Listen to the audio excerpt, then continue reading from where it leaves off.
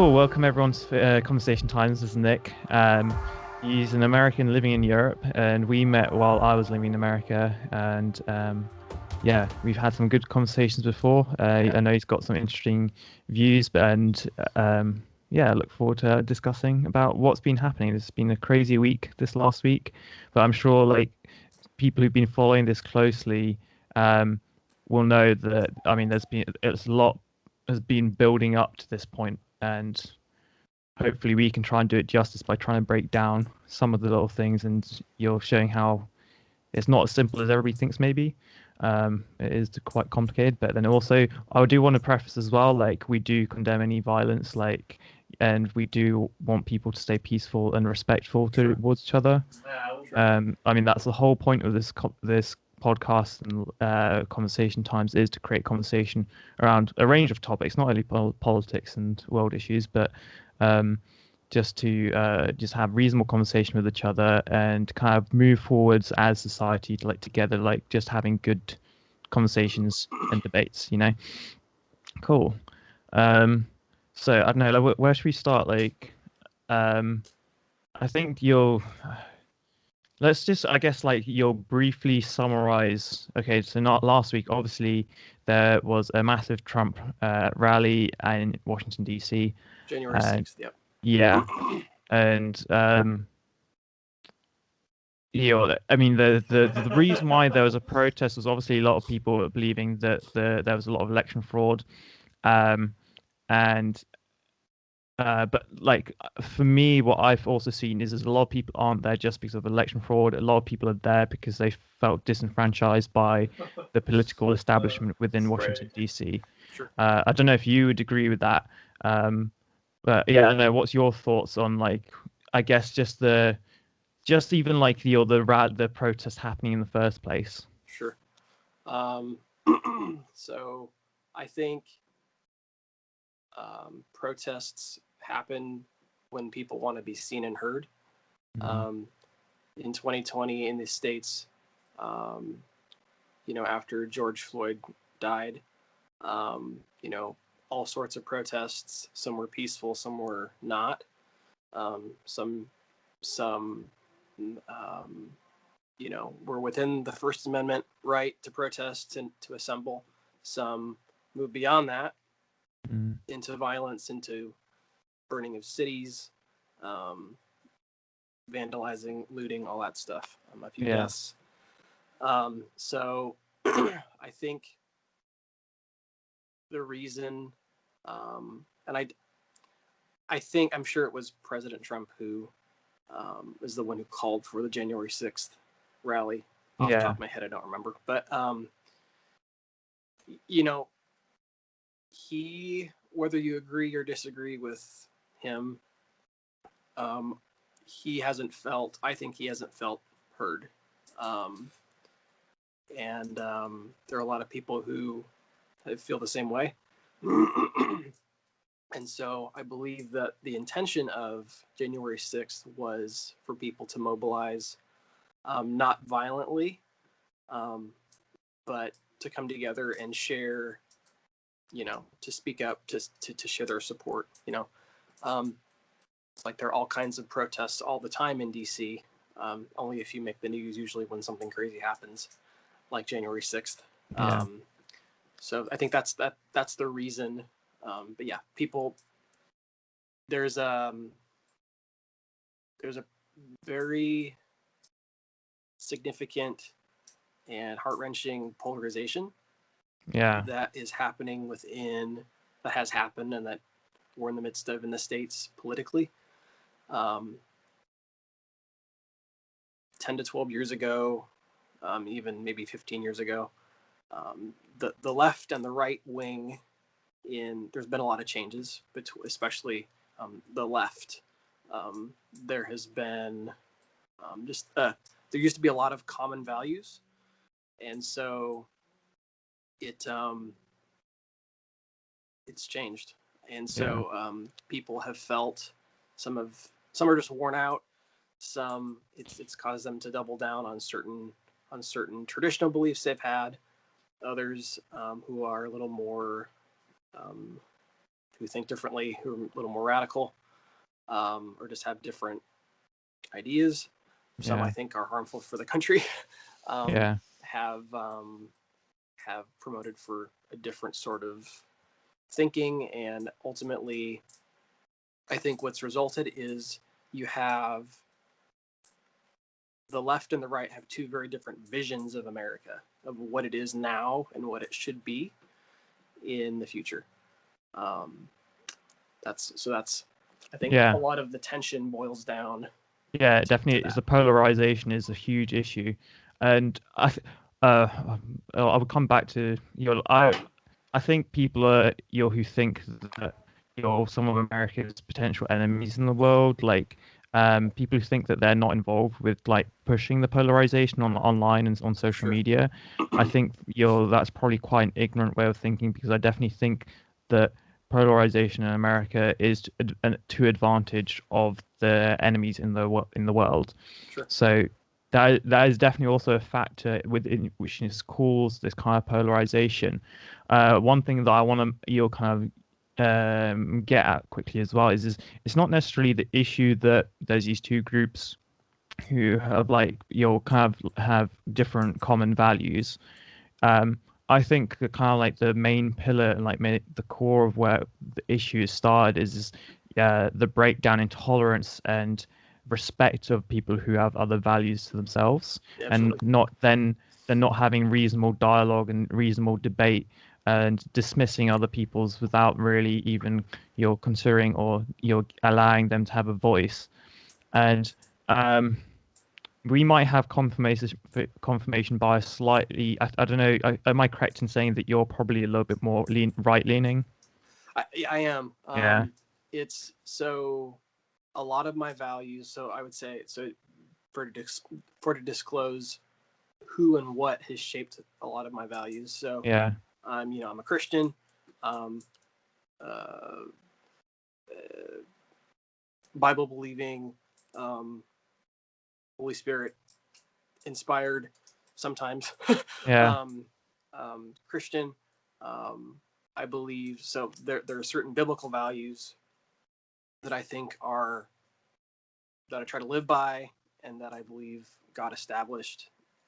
That if we adhere to, that no matter who you are, like government just works either better or in some cases best Yeah. when certain principles are adhered to. Um, so there's that. So like faith wise, but then there's also I listen a lot to a few different. I don't know if you call them itinerant ministers, but just um, some different ministers who speak into things from a biblical perspective. Like one I'll mention is the Family Research Council. They lobby, like their biggest fight is for religious liberty, to Mm-hmm. seeing that the First Amendment religious liberty is honored in the states, in our government. Um, so I don't have what else. There's just some other ones just Yeah. But who that's really fair enough. value the Constitution. The Constitution is a foundational document of our Yeah. nation, and that sort of thing. So I'm more I do lead more conservatively there. So outside of the Christian sphere, Ben Shapiro with the Mm. Daily Wire, his values. So he's a practicing Orthodox Jew who has more libertarian views, and so while I can't say that I agree with libertarians on everything, there are some common values I have with them. Some things I don't think are compatible with Your face. my faith. Yeah, Yeah. definitely. But I do think there are some, as far as how governing should go, I think there's some things that are compatible. I think Ben he's very intelligent, and he also tries to present things like and he admits he has his own biases. We all do. Mm. But I think our sense of morality is very similar. Mm-hmm. And so that is woven into his commentary. And so when he says something is evil or good, like most time we'll agree. Yeah, Sometimes we'll disagree. that's a fair view. Like, I mean, I think I'm similar to you in a way. I probably differ on a few different things. Like, I would say I have conservative Christian values and morals. Mhm. Um, but then like you're splitting off from that. Like I try and like align. Obviously, I try and align stuff um, um, with my principles and values. But like politically, I think people find me to be a little bit of a bit of a weird anomaly because like I have like conservative values and conservative ideas about certain things. Right. Yeah. Certain I things. also share like some libertarian ideas.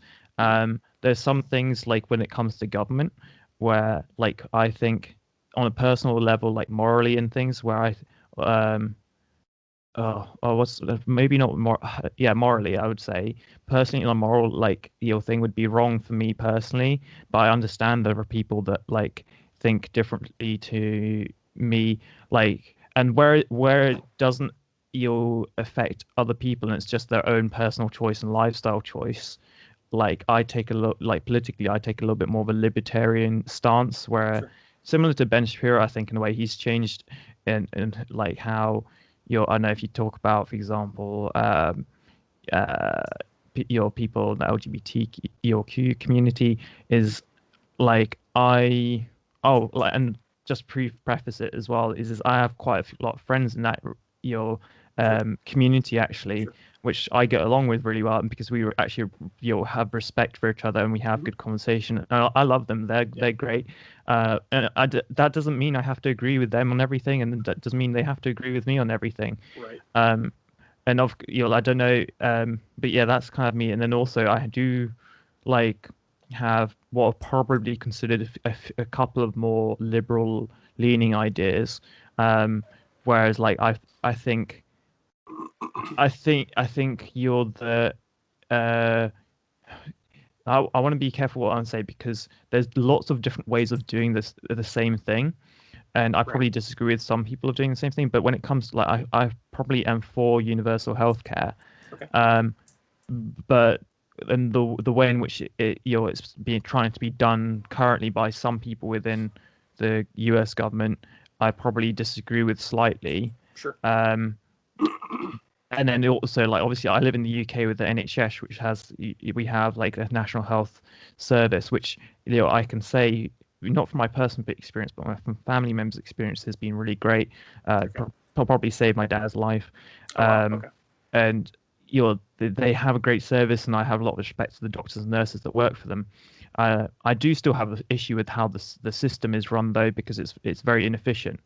Okay. Like just to briefly touch on it, like we're not going to go too in depth on it, but um, you'll the NHS is split up into different trusts, Okay. and then like those trusts are almost run independently, and like each trust is responsible for sourcing their own resources, I believe, unless like it's there are some things that obviously internationally sourced, like vaccines currently is a big topic, but not internationally, nationally even, but the issue with that is there's some trusts that are buying the same product at different prices. Some are paying less and some are paying more, and it's just really inefficient. Um, yeah, there's a lot of I can go into that a bit, but not that's not what we're going to be talking about today. Sure. Um, so like that's I guess like me, like my viewpoint is I think I'm quite central, That's um, good. and I can relate to a lot of people. And I've heard a really good analogy this week is which I feel describes me quite well is sometimes whenever if I'm talking to someone on the right, I sometimes feel that I'm quite left, but if I'm talking to someone on the left, they feel like I'm quite on the right. Sure. And apparently, so if you have like, so if this is the center and this is the left and the right, so if the person here, if they're looking this way, I look quite right to them. Sure. Um, yeah, and this person on the right, and they're looking this way, I look quite on the left. Right. I'm Right. like, so your people who are on the left and the right, or like quite, you're quite getting further out. When they look to the middle, you'll think that they're on the other side, but they're actually probably not. Like they have, Right. and I think even people on the left and the right, they probably have more common values that can you'll unite them than actually divide them. Like I think Yeah. Yeah. like that's one of the goals that I want to get across is I want to draw people away from extremism Yep. basically. Anyway, that's me. But back to like I guess like this polarization, I guess, and that's um I think you're from both of us, we've got quite a lot of people that we know and ourselves who kind of like move within more right-leaning circles. Um, I know of plenty of people who are more willing to have reasonable conversations Yeah. and debates, and I've met quite a lot of people on the left like that as well. Yeah. Typically, people who are more classical liberal, or even, I mean, this one YouTuber I follow he's actually more of a social liberal. Well, Joe Rogan's a good example actually of a Right. social liberal as well that I really respect. Yeah. Me Another too. guy's Tim Pool. Yeah. Yeah, and they're really like interesting. To be honest, I actually even disagree on some of their stances sometimes. Which some of their I don't know. Yeah. Anyway, um, and I love like that kind of like new community that's kind of being formed online of these people who are like the almost like what are called the people like to call the new middle or Yeah. well, but it's some people like to refer them to as the silent majority as well. But the silent majority doesn't mean that it's the silent majority that voted for Trump necessarily. Sure. It's just they're just willing to have conversations. That's what I mean, I guess. And I think a lot of their voices are not really being heard by a lot of more of the mainstream media. And I don't want to like Sure. bash on the mainstream media like a lot of people do because I do have a lot of respect for some of them. Some of them I don't. I'm not Yeah. going to name them right now. Like maybe we Sure. can get into that later. I mean, in the UK we have the BBC, and I've indeed seen some really great reporting work from them, and like Yeah. actual kind of like being neutral work. Um, but at the same time, I have also seen the BBC do stuff that I'm like, okay, that was not great reporting or Yeah. like not very balanced. Um, but yeah, that's I guess what I'm seeing at the moment. Um, and then, but I think the main one of the issues of the polarization is a lot of the mainstream media companies in America have been more supportive of more leftist ideals. But within saying that, I also do want to say that Fox News has also been part of that problem more on the right. Sure. And I saw a really good meme this week actually of like this guy who was saying, there's a picture of the guy and then the Republican elephant and the Democrat donkey, and the guy was saying, do a civil war, and like the guy represented CNN, Fox News, ABC, all the like mainstream Sure. media, and it's just like I feel a lot of the mainstream media has done a lot of damage in terms of actually just adding fuel to the fire, if it Sure. makes sense. And yes, maybe some have done more damage than others, but I think all of them are guilty. Yeah. Um, and but then also like just to balance it out, there are people on the right that I've seen who keep coming out with, especially like QAnon conspiracy theories, and Yeah. I'm like, like Yeah. it's just not realistic. I'm just like they just are so out of touch with reality, and I'm just like, so there is also that element on the right where there's people who I've found most of them to be quite reasonable towards me, but that's probably just because I'm I try to be reasonable and respectful towards them. Yeah. But as soon as they encounter something, I don't know, well, I can say this, like I have encountered a few who not necessarily QAnon's conspiracy theorists, but some people who are more right leaning who like are very aggressive in their approach and Okay. is not helpful either. But I don't know, yeah, I guess you can just expand on your experience with all that as well. Sure. Um, as for the polarization, I would say um, there needs to be an intentional. There needs to be an infusion of intentionality Mm, into to wanting to have a conversation, a civil conversation. Um, One of the things I don't listen so much anymore, but before um, yeah, before I moved to Europe. Um, for a good year and a half, I would listen pretty frequently to Ben Shapiro's. They're called Sunday specials, Hmm. and in those he sits down and he has a conversation with someone, and sometimes it's someone he agrees with. They have common values. Sometimes it's someone they have very little in common. And what Ben has said is um, the purpose of those is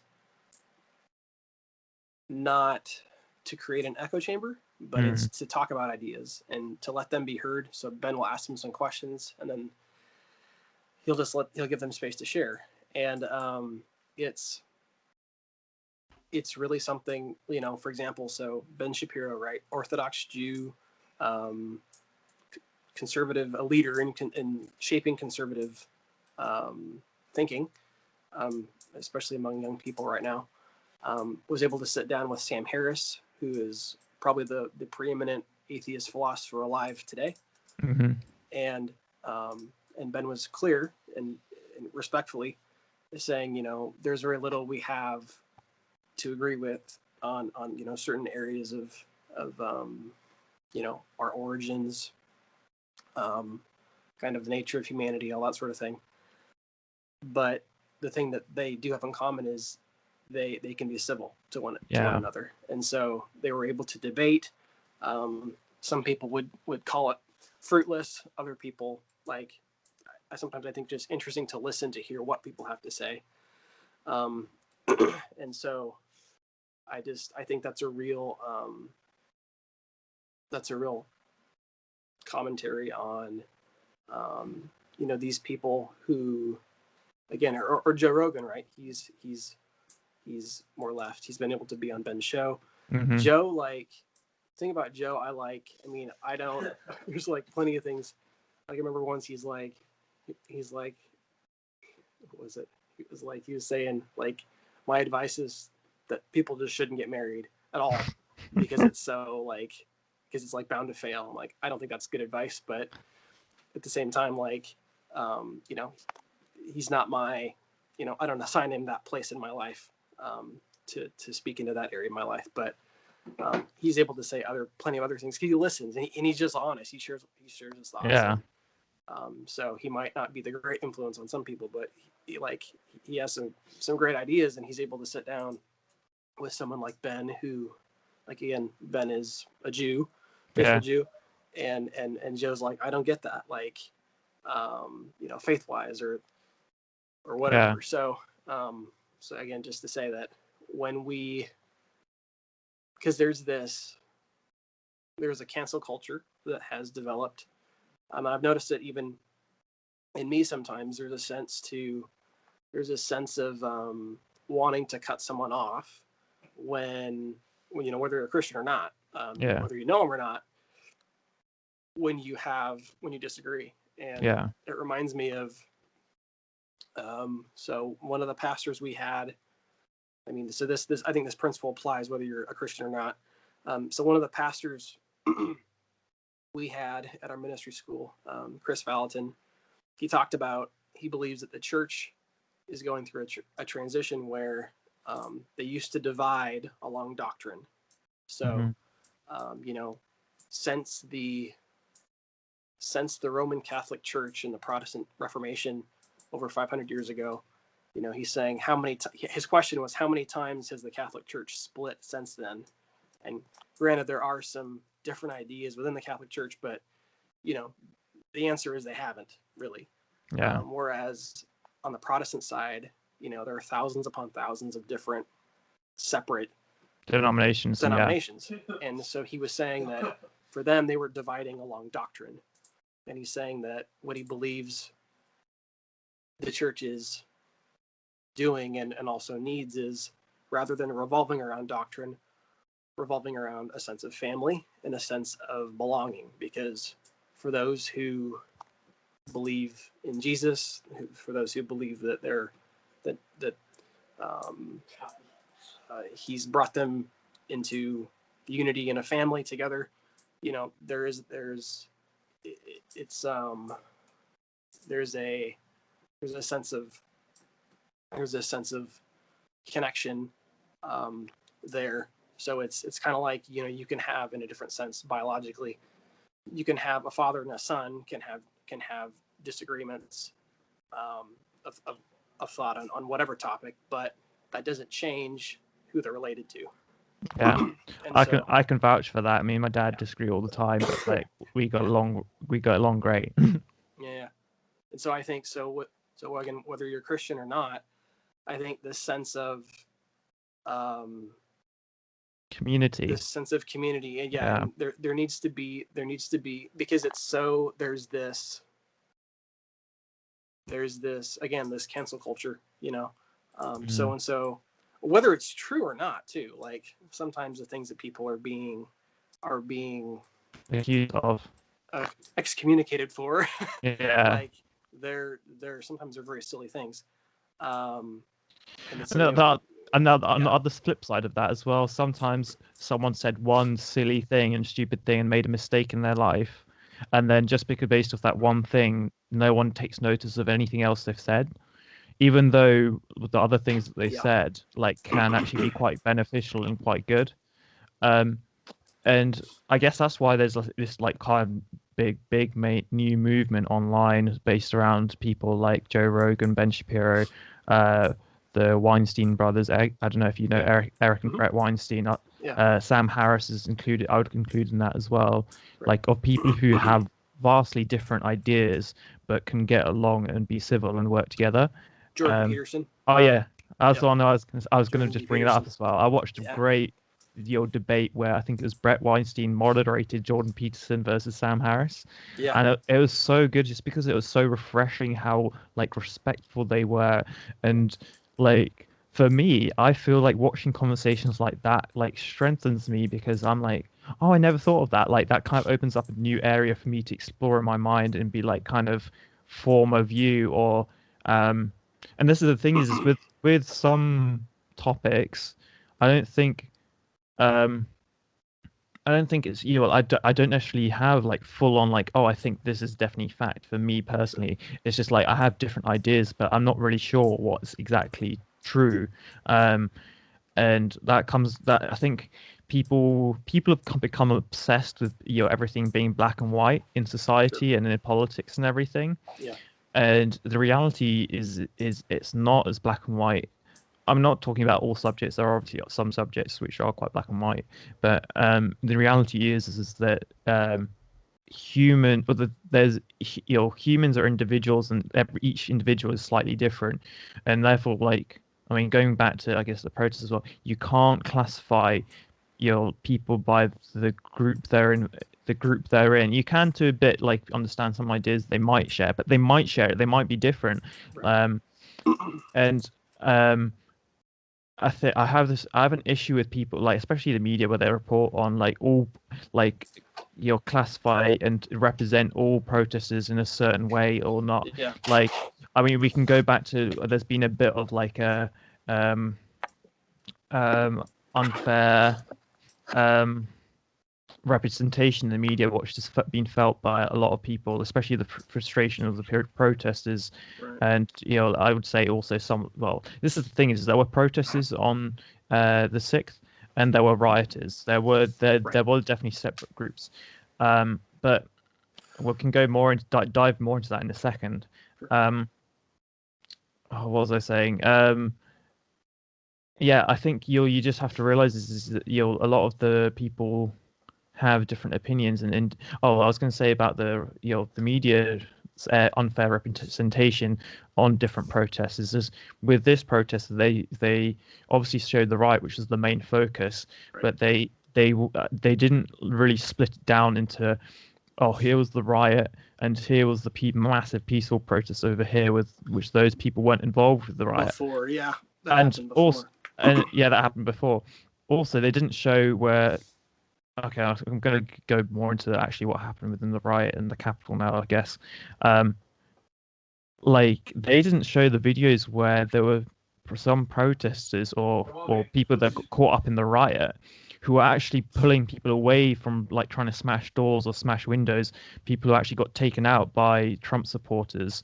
And you'll so that's what I'm saying is it's so the group that was actually on the Capitol was vastly more mixed and um Yeah. than has been portrayed. Um, all that I've seen so far on the news was all the violence, the breaking down of doors, breaking down of a window, people going in, um, and it's devastating that people have died. Like I know that one police officer died, and then also that woman who got shot. Right. And I know it's bizarre to me that they said like four people had died, Some have and then been shot. there was a three people that for days like people like wait how did those three people die? And it came out later that I think it was like medical Yeah. uh, deaths. I think Emergencies. yeah, like one had a heart attack, one had a stroke. I'm not sure what happened to the other one. Yeah. Um, I'm not entirely yeah sure, but they class them as deaths as a result of the riot, and I was like, that's a bit misleading. But anyway, Well, um, yeah, I think they're saying so they weren't. They probably should have clarified they weren't assaulted yeah, but it could be that they weren't they didn't receive the medical attention they that they could could have. have had. Yeah, yeah. It's just like because that information, the media wasn't reporting on that information or putting that in any of their reports. It was just like, okay, like, how did those people die? And then when it came out that they died of medical emergencies, I was like, so wait, were they even actually part of the riot? Was it like the people blocking like a road, which meant that the ambulance couldn't get through? Like, Right. like I mean, it's unfortunate all that happened, but Right. yeah, it's just it's terrible. But yeah. Anyway, the media was showing all this craziness happening, but they weren't showing where there were people trying to break down a door or break a window, and then the crowd and like pulled that person off, and then Sure. like actually you'll I don't know if they I don't know what happened afterwards to the people that were trying to do that. Um, and then also like the videos I've seen of the police literally opening up barriers and your doors for protesters to get inside. That was really like so there was I agree that there was the violent aspect of people breaking and entering and stuff, but there was this other side where sorry, there's like flies flying around me. That's why I keep You're going. good. You're good. um, um, yeah, they didn't show the flip side of like where there were people who were trying to stop the violence, as well as police opening the doors and letting people in, which was really sketchy to me. I don't know why that was happening. Um, I don't know if you have any thoughts on that. So I'm not familiar with. Um, so let me just say this. So I have heard that people are saying that police let people through.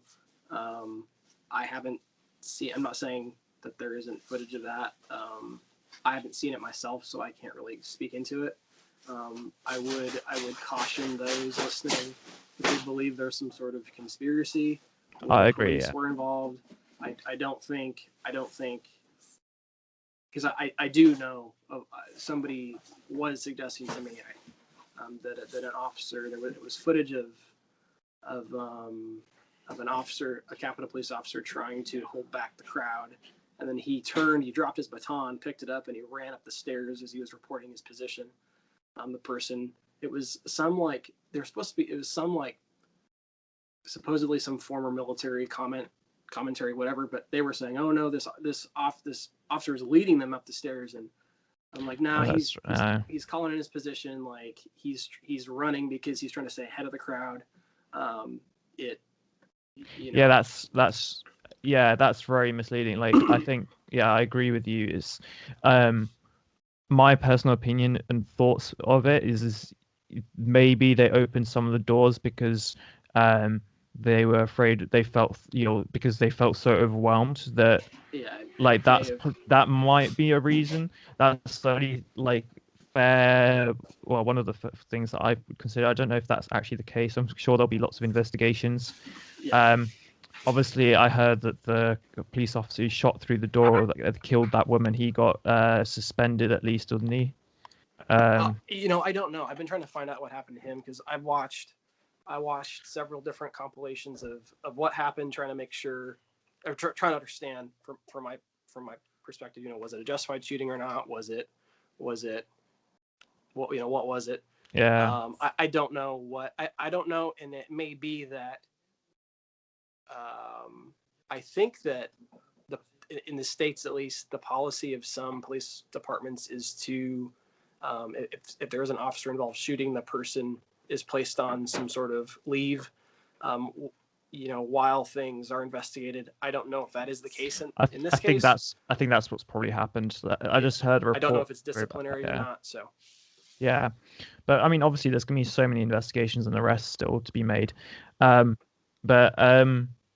What was I going to say quickly? But I'm just kind of like bringing some of this stuff up. Like, I guess, like, obviously, like, that woman who got shot and everything. And then, because I saw a lot of people on Twitter and on social media just sharing like images of like, oh, like, look at like how the police were so relaxed with the Trump supporters versus the Black Lives Matter protests.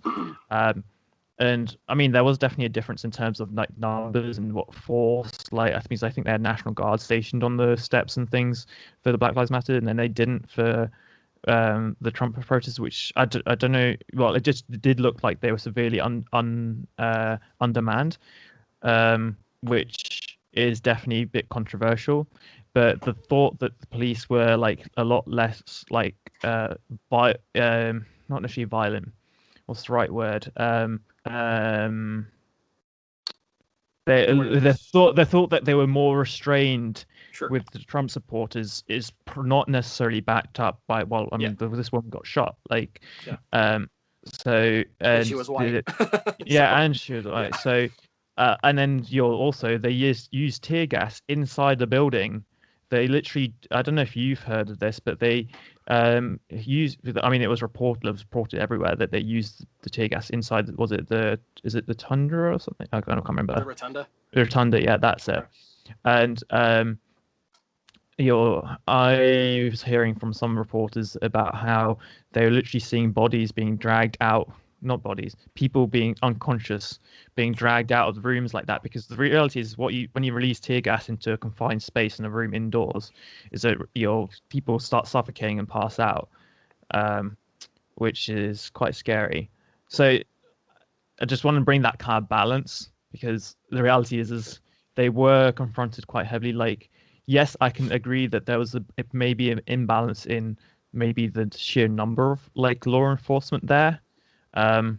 It could have been a possibility that there was a threat assessment done and they thought that they weren't as much of a threat because typically the Trump protesters didn't have a history of being violent and aggressive and having destruction of property and. But maybe that's why I can understand why that's maybe a case. So if I can interject really quick, so go for it. I think it is important to know. So I remember when I first, I think you're onto something.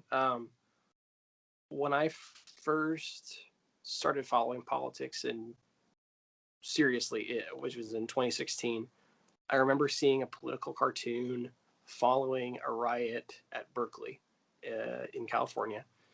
And the header that somebody wrote above it had to do, no, it was a question, that's it. And the question was, what is the last conservative riot that you can remember?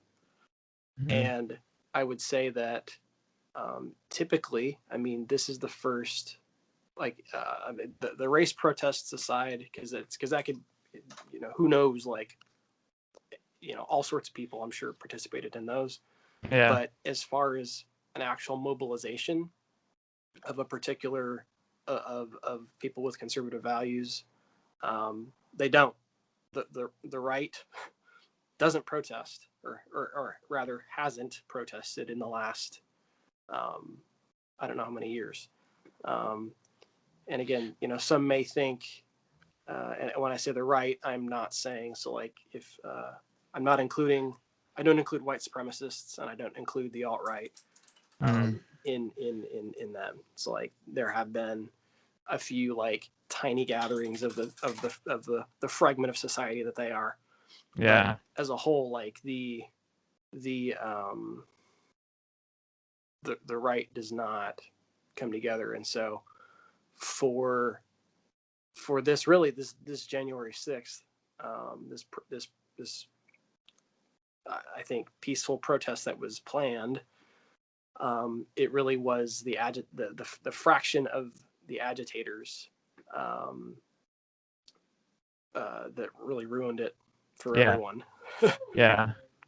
And we can agree. Like, I think we both can agree is that the same thing happened with the Black Lives Matter protests. Is the majority of people involved with them were peaceful, but then there were agitators involved, Yeah, that you ruined it for the rest of them. And we're not gonna. I don't think we have time now to really go into the I guess debate on the whole Black Lives Matter and all that, no, because that's that's not what we're different. going to talk about. Sure. But I'm just kind of like making your comparison because a lot of people online have been making a lot of comparisons, and I think I can agree with people. Yes, like this, you'll because a lot of people, just briefly touching on that kind of debate that's been going on for the last I don't know 8 months or so. Well, I mean been going on for longer than that, but it's been you know in the public eye a lot again. Um, they um don't worry. Um, they just like to briefly touch on it. Like a lot of people like from the Black Lives Movement were saying that there were right wing people like going in like as agitators and making things worse. And I would say I agree that there probably were, but I also say there are also on the other flip side, the more extreme Yeah, left that were also being agitating. And I would say the same thing happened with the riot on Capitol Hill. yeah, Um, is the reality is you're like I was saying earlier, is this massive group was made up of lots of individuals, and some of those individuals unfortunately have more extreme views and are more yeah, extreme than others. Um, so I do believe that like a lot of the agitators, the people who were being more violent, were definitely more extreme right and definitely there were definitely extreme leftists there too. sure. I do. I mean, that brings us kind of onto the subject of Antifa a bit. Because I mean, some people believe like Antifa is just you'll say Antifa is just this idea, it's not a movement or whatever. No, But I would say like I mean, you'll just look at like Joe Biden has people also accuse Joe Biden of not having condemned them, and he has actually condemned them on multiple occasions. Um, um, but like that's I guess that's like just trying to bring a balance as well because I feel like the right is like Joe Biden hasn't condemned Antifa. I'm like actually there's videos of him and there's also videos of Trump condemning people like the Proud Boys and all yeah, that. So like it's just like okay both that anyway. Um, what I find interesting is the last time there were protests in DC was massive. There was lots of confrontation between the Trump supporters and the like Antifa gangs and mobs as well. Um, what was fascinating, I mean, I've heard of reports of people claiming that they're actually public posts or like posts and organization by Antifa to blend in with the Trump crowd and agitate the whole situation and make them look sure. bad. I've heard those reports. I'm not sure about their credibility, but Right. what is a big red flag and like what is curious to me is that the fact that on the day like usually like Antifa always has or the more extreme left always has a counter A counter protest there, protest. but there wasn't. So where like literally it's almost like every time there's like a big Trump rally or something like that, there's without exception there's always been quite a bit of organized counter protest, but there wasn't. So where was that counter protest? Right. Like that's really suspicious to me. Um, so yeah, I agree that with a lot of people that yes, the Antifa were probably there like agitating and making it look worse as well. Um, but then also there was like extreme right people there as well, which made it worse.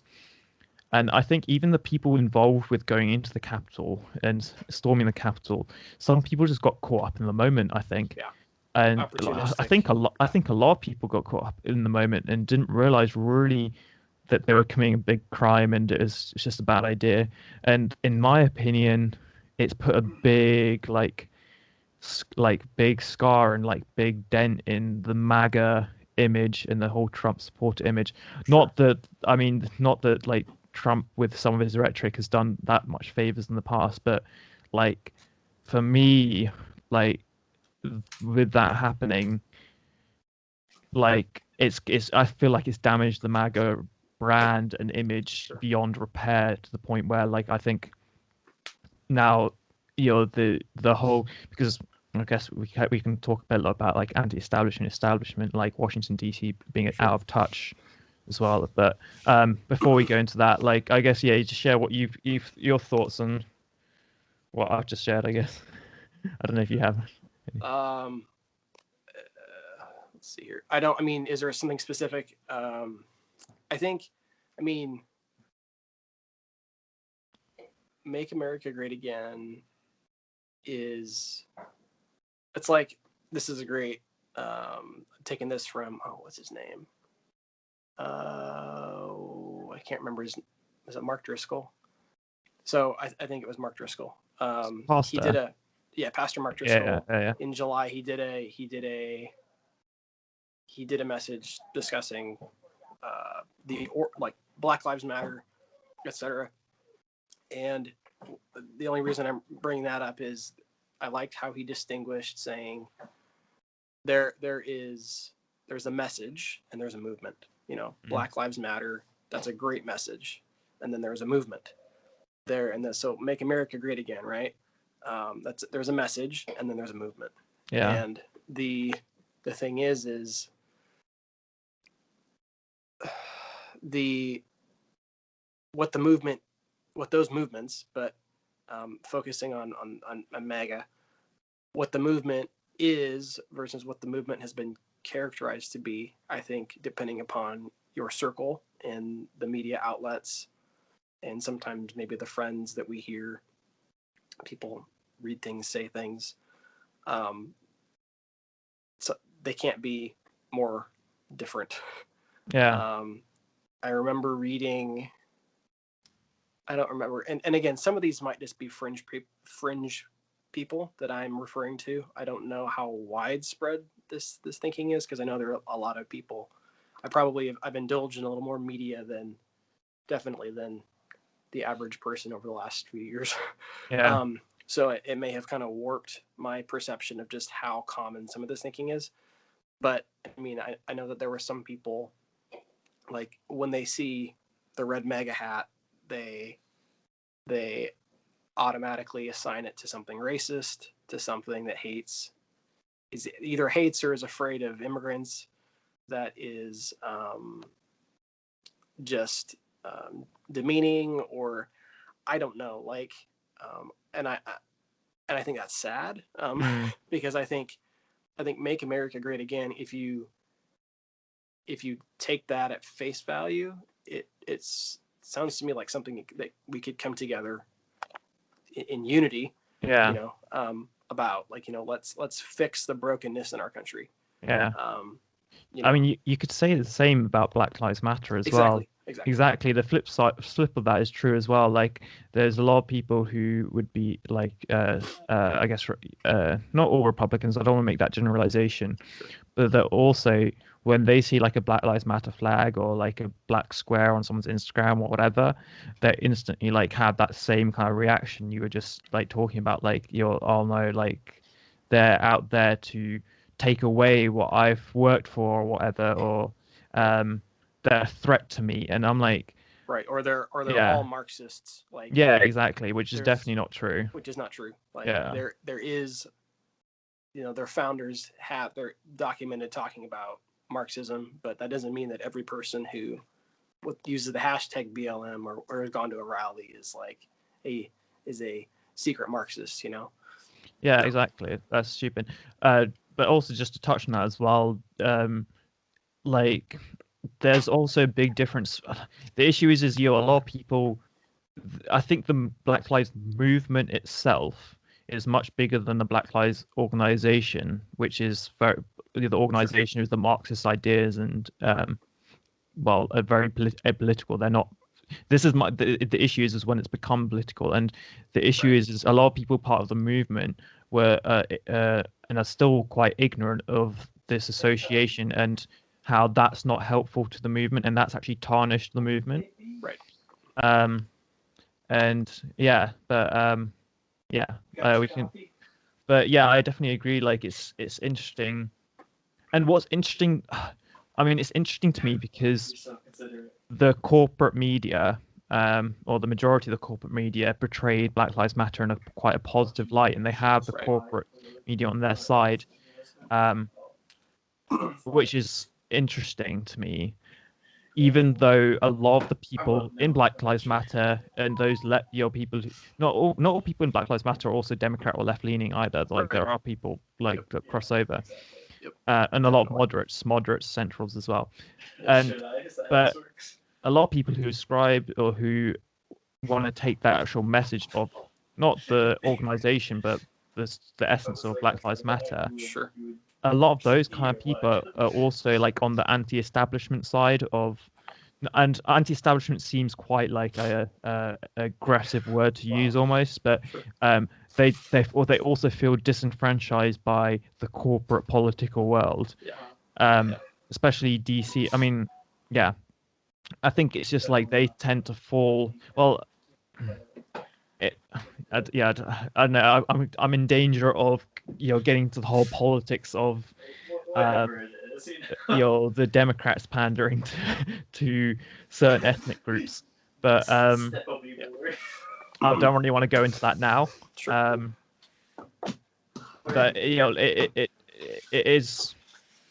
It's very, and the thing is I think the same can be said. So I think okay. Let me just be straight. I guess I feel like the Democrats have pandered and taken advantage of Black Lives Matter and that movement, whereas some people within the Republican Party have taken advantage of the movement of the whole MAGA movement, because the MAGA movement is also anti-establishment and anti-corporate political elite.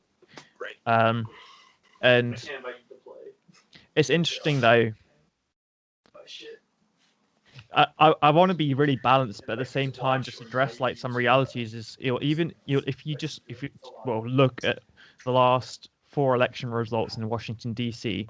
So who's the biggest employer in Washington D.C.? It's the institutional federal government, right? Yeah, the government. Whereas like this election, 94%.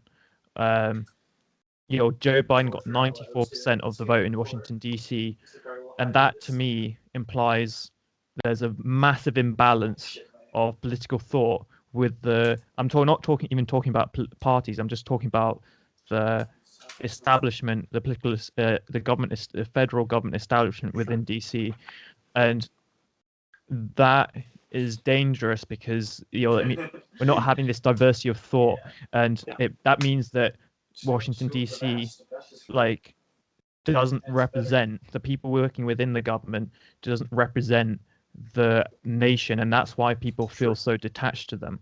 Sure, I never thought about that. That's yeah. I mean, and just to kind of like go into that as well, is a similar thing is happening in California, where California has become a one-party state, and as a result, like California has as a result, California has Sorry. Don't worry.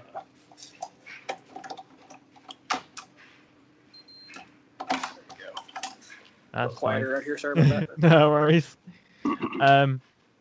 No, as a result of California being a one-party state, it's kind of fallen into also the same trap of like there's not as much diversity of thought and respectful debate as there should be, which has resulted in the California being on a downwards decline currently. Like, I mean, I don't know if you know, but last year there was actually I might be wrong in saying there was a net actual for the first time in like decades there was actually net migration out of California.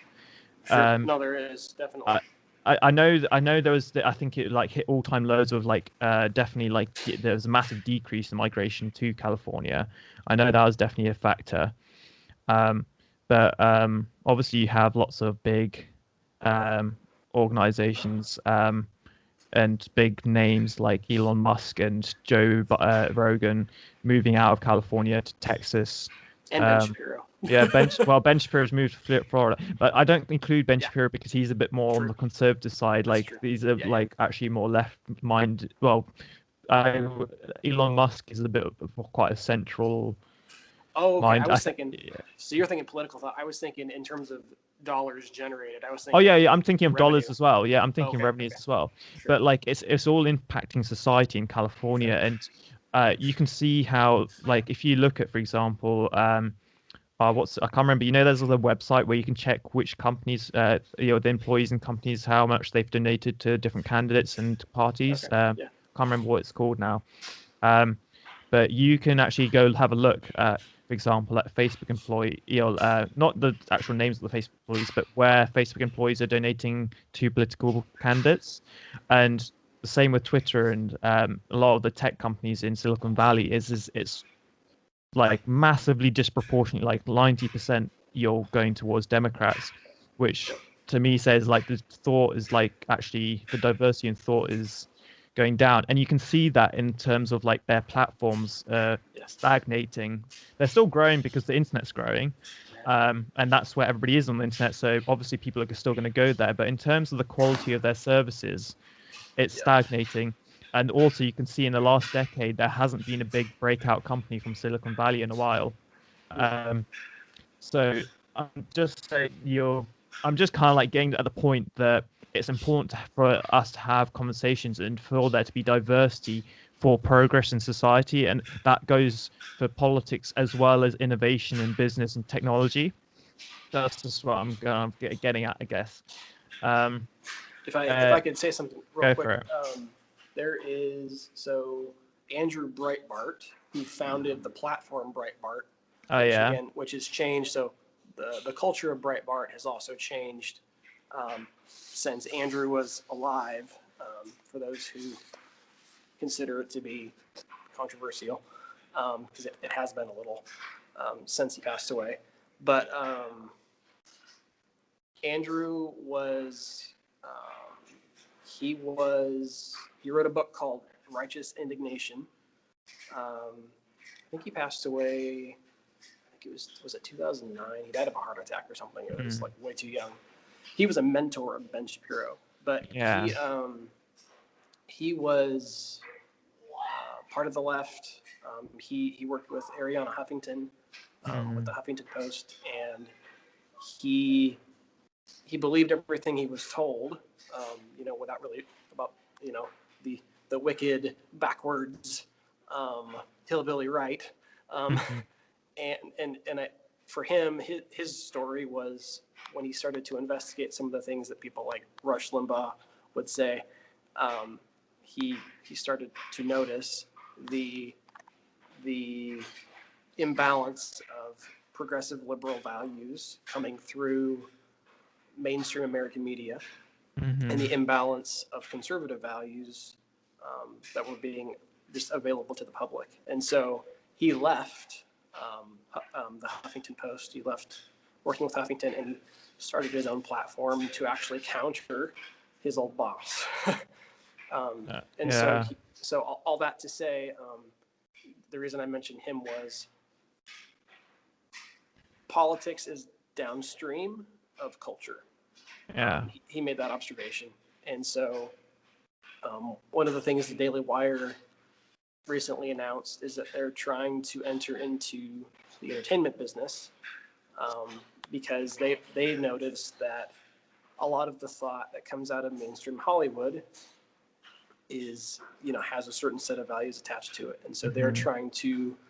bring they're trying to bring balance to that with sharing their own set of values. And again, they're not trying to make it They're they not don't want trying to take it over. It's yeah just like they want to bring balance, which makes sense. yeah they're And not trying to uh, say, well, we need conservative entertainment versus liberal entertainment. They're just saying like they're just different values, different that they want to reintroduce to that. There's also academia, the education mountain. Um, it's been noted by some that the reason you mentioned, like say Silicon Valley and the some of the donations and all of that, is because they're university educated millennials, and yeah, um, there is a there is a in many places a favoritism toward progressivism in the states. Um, at universities and at professors. universities. Yeah, Yep. yeah, So, yeah. so shaping the mindsets, which then impacts other areas of society. So this whole like, and I'm just saying this to comment on the whole diversity of thought. I think Mm, if we can bring balance back into the education sphere of society, we will see a difference of education in businesses, in corporations, and in politics. Because again, politics is a reflection of society. mm, yeah.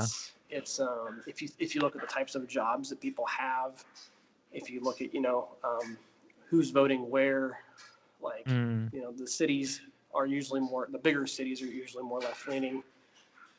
The rural areas are more conservative, traditional, all that. yeah. Um, it's you have to think about who's moving there, who's going there, you know, Yeah. all these things.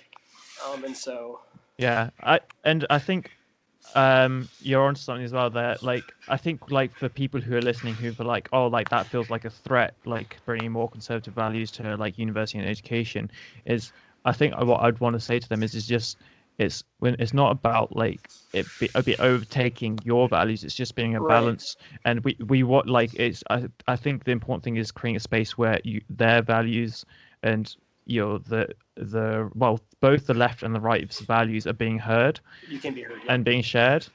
And that's, I mean, that's honestly one of the biggest issues currently, and the biggest drive to people's frustration and anger at the moment is people feeling that they're not being heard. Um, uh, um, let me just kind of like wind this back a bit. Like it's just, oh, where do I want to go quickly? I think, oh yeah, like, just to touch on like the universities. What not and this isn't a bash on university professors. I think they do input like play an important roles in society and that like they're really appreciated and valued.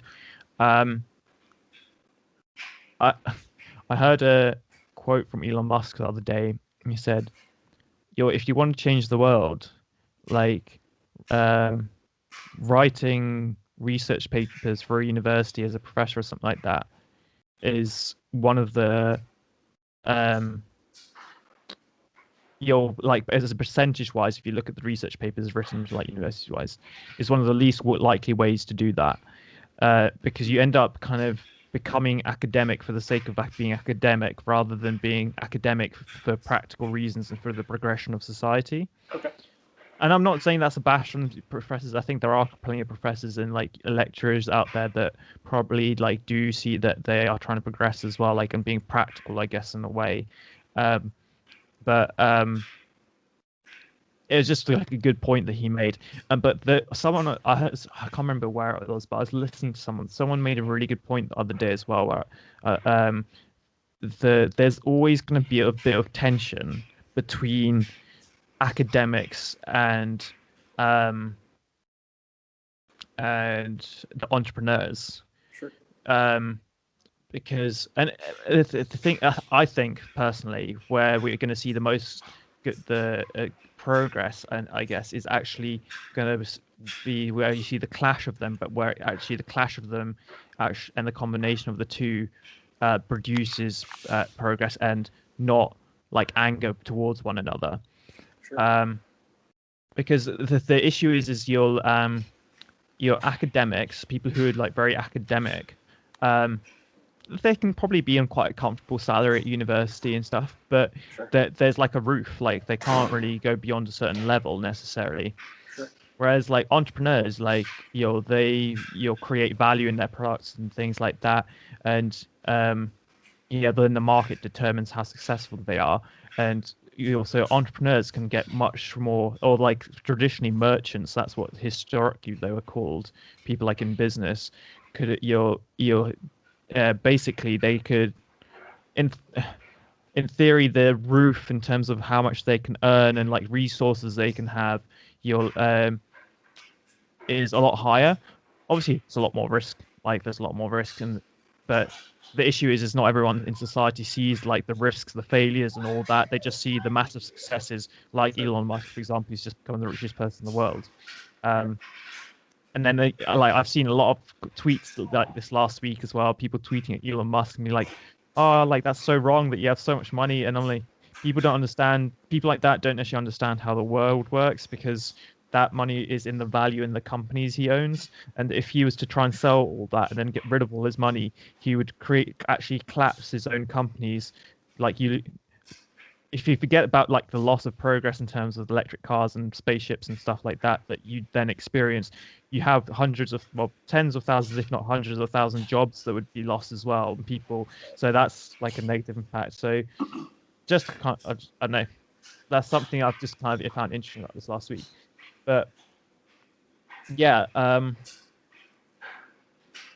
think just as a culture and as a whole society is it kind of always comes back to this thing of, do we need spaces for people with different views to be able to reasonably have discussions together and respect one another, rather than having these echo chambers.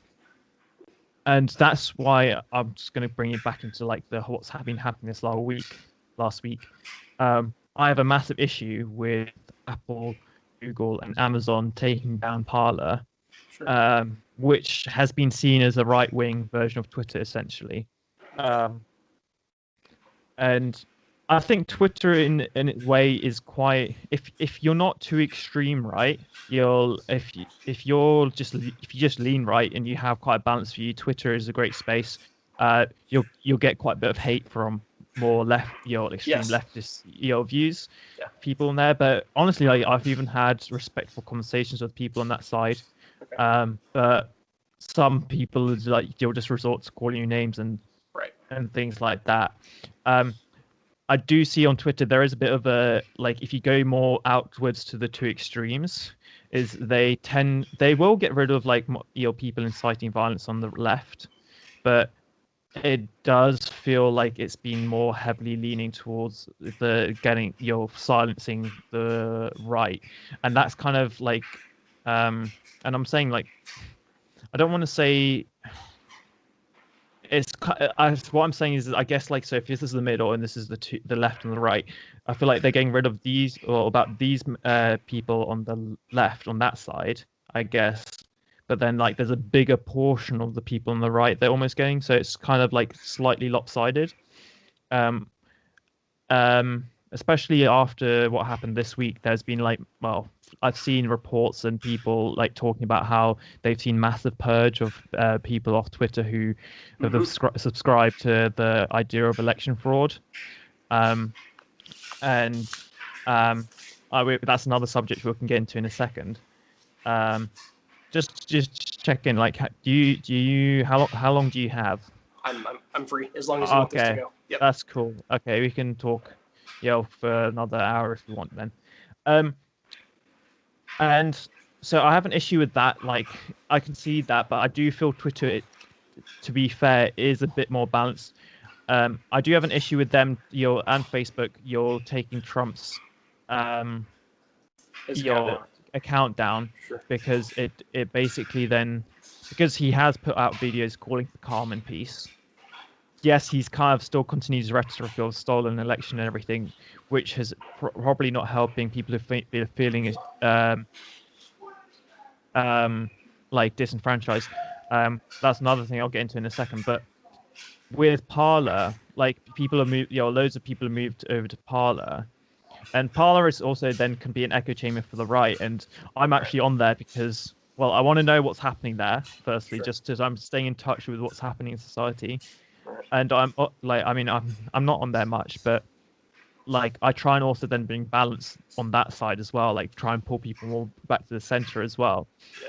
And the issue is you're actually censoring Parler and you're trying to shut it down, is escalating the tension, and it's Sure. escalating these people who on the right who feel disenfranchised. Like, it's escalating their frustration. It's just actually making things worse. Yeah. And the same can be said of, like, them removing Trump's Twitter and Facebook and everything. It's just like, it's escalation. And then also I've heard a few Congress men and women who were suggesting to expel the Congress members who were trying to who were going to try and block the Right. To object to notification. the. Yeah, Yeah. yeah. And that kind of mindset is not going to help anyone because it's just escalating the whole thing. And like I'm worried that if we don't see like I think you know I have to give credit to Joe Biden actually because he has actually not well I haven't really been following what he said the last week, but he has been ignoring a lot of Trump things and things that have been happening to an extent, and a lot of he hasn't been like trying to force it, like say like, oh, we have to imprison Trump and all this stuff. I don't really, I haven't really followed what he said over last week. Um, I have to give him credit that I think he, because he's been well elected, depending on what you believe. Um, I think in terms of the escalation, he's not necessarily played a big role in that, or if at all.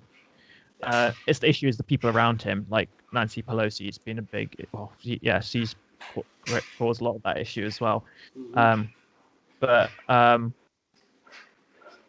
yeah, and it kind of then comes back, I guess, to like people just being disenfranchised and not heard by the political establishment in DC. Yeah. So if I Sorry. could comment, you're good. If I could comment on the topic of Parler. So I don't have a Parler. I've never really been interested in getting one. I think so. I don't know. All I know are the few people that I follow on Facebook who have suggested going to Parler, or that they've gone to Parler. Um, so I can't. You can comment way more as to the culture there and the value systems than me. Um, but I will say, I don't know if it's necessarily the right who are saying no. How do I say this? It might be better to categorize people who are on Parler as people who value free speech, Yeah. not necessarily the right, because I know that there are some people who have more conservative values who are over there. There are also some conspiracy theorists who are on Parler, Very and true. Yeah. I try not to lump the two together. Um, sometimes the left has their own conspiracy theories. Sometimes people on the right do. Um, but I think the reason that people wanted the push, I think the initial push for Parler long before this happened was because they have felt like they can't speak their minds about reasonable things, Mm.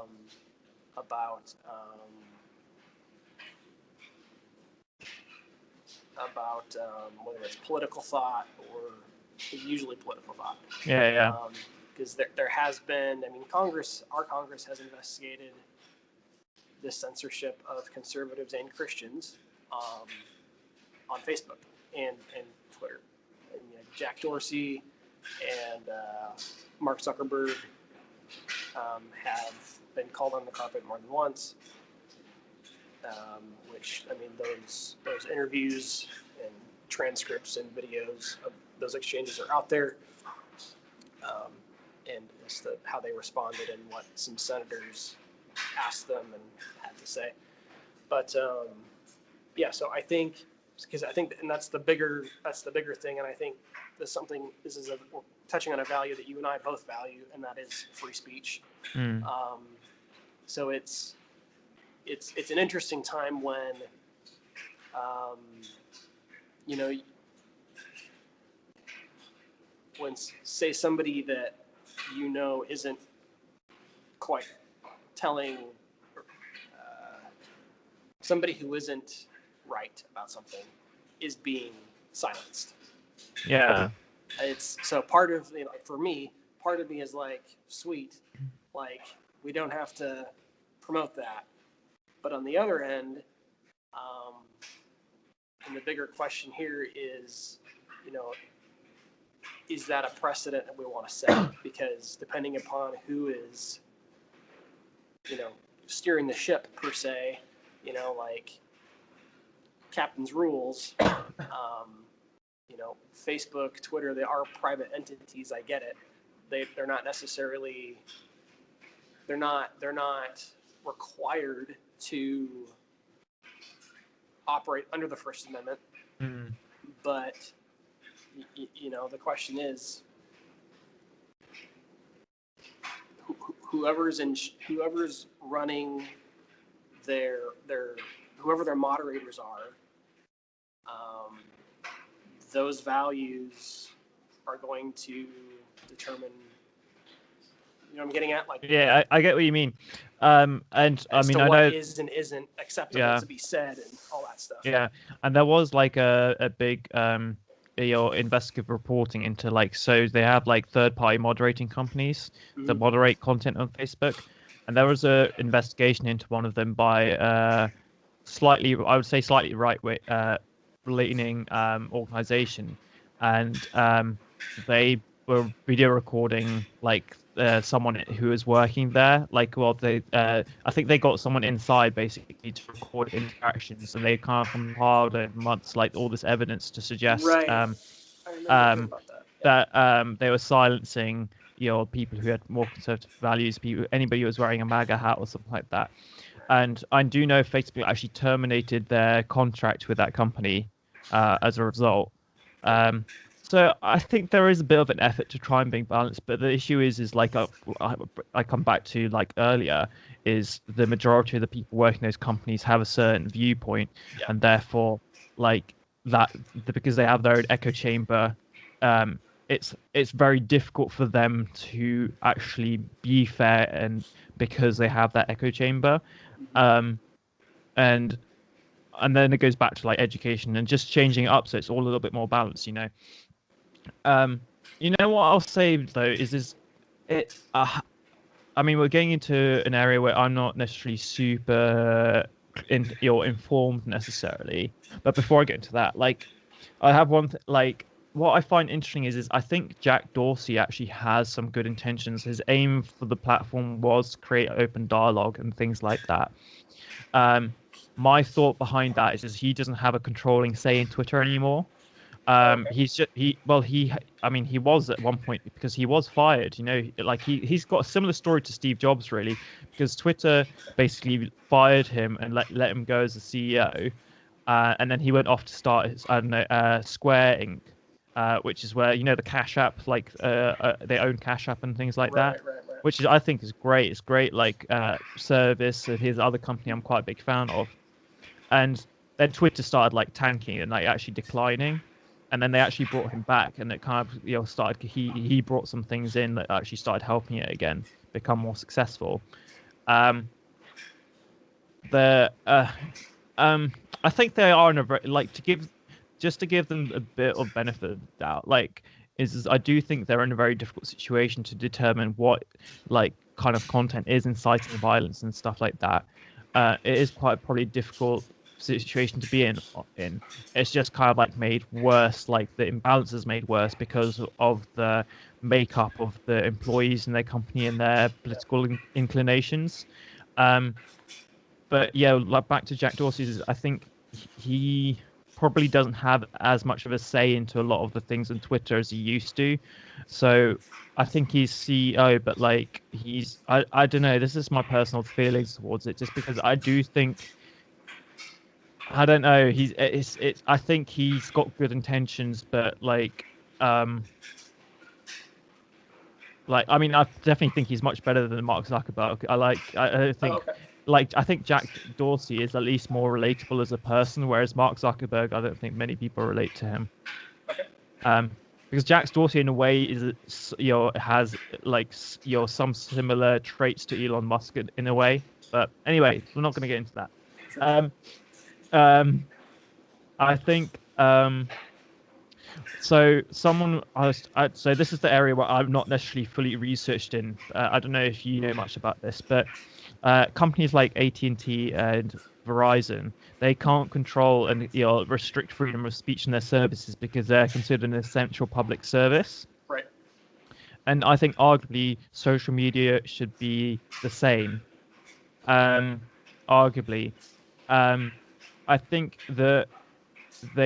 the content which is, yeah, obviously, like where it comes like to stuff that becomes illegal or harmful content, uh like, well, I mean, we're talking about like um your pornography, like violence, Yeah. inciting violence, all that kind of stuff. I think everyone can agree we can try and get rid of those things on the platform, and they can work with the police to like release like your, I don't know, private messages for police investigations and things like that. But yeah, I don't know. It's interesting. Um, sorry. You're good. Um, sorry, you can just move me. You're fine. He's Um, gone. um, yeah, like um, it's so interesting because I don't really know how that would work, because obviously you do have problems with people then being able to share inappropriate stuff on social media if Yeah. if you treat them like the same, like as a public service as Verizon and AT&T. Um, so I don't know. I think, well, this is the issue we have is there needs to be like some sort of legislation that like mandates like your for more freedom of speech in Congress. And from my understanding, there was something that did come up, um, but then I don't know, within the last few years. But then the Congress and the government then didn't do anything about it, or Yeah. didn't like actually make sure that freedom of speech was protected. Right. Um, but then it comes back to the issues is, well, the government's not like necessarily is out of touch with a lot of the people, with the people working in the government. I mean, just one example, I guess, of like when I'm talking about the government and like even just like the Congress, Senate, and everything is, I believe I checked, it's some, well, I saw two different surveys. One said I think 80+% of people, and the other one said 96% of people in America are for universal background checks when it comes to like purchasing guns, like even when it comes to private gun purchases and gun show purchases. Um, but then when it comes to like the actual government, like Congress and Senate, I think it's like it's split almost 50-50, which doesn't represent, that's not a fair representation of the population. Yeah. Um, but yeah, I know that's just one example. That's quite, I think I've heard quite said quite a lot. If Um, yeah, I would say I I like your idea. Um, the way you what you cited about the phone companies. yeah, Um, it's I mean I can see one. I mean one argument possibly against that would be the difference between somebody like Verizon or AT&T or T-Mobile, whoever, um, cutting off, uh, interfering with a phone conversation, is because unless you're doing a conference call, it's between one person to another, yeah, that's whereas true. whereas social media, in a sense, has become the new town square. Yeah, Um, but I still like though your idea because it's saying that mm, it's saying that whether it's between two persons on a phone call, you know we're providing a service, and you know they're having a conversation. Like, we're not necessarily responsible for the content, hmm and they're also free to, unless you're, I guess, maybe in China or someplace, you're free to be able to um, to speak your mind. yeah, So there's almost like a limitless bit there. Um, but with social media, again, like, we can agree that there's some things like child pornography and like something like ISIS, some sort of extremism, like crazy stuff. Like, we don't want yeah, to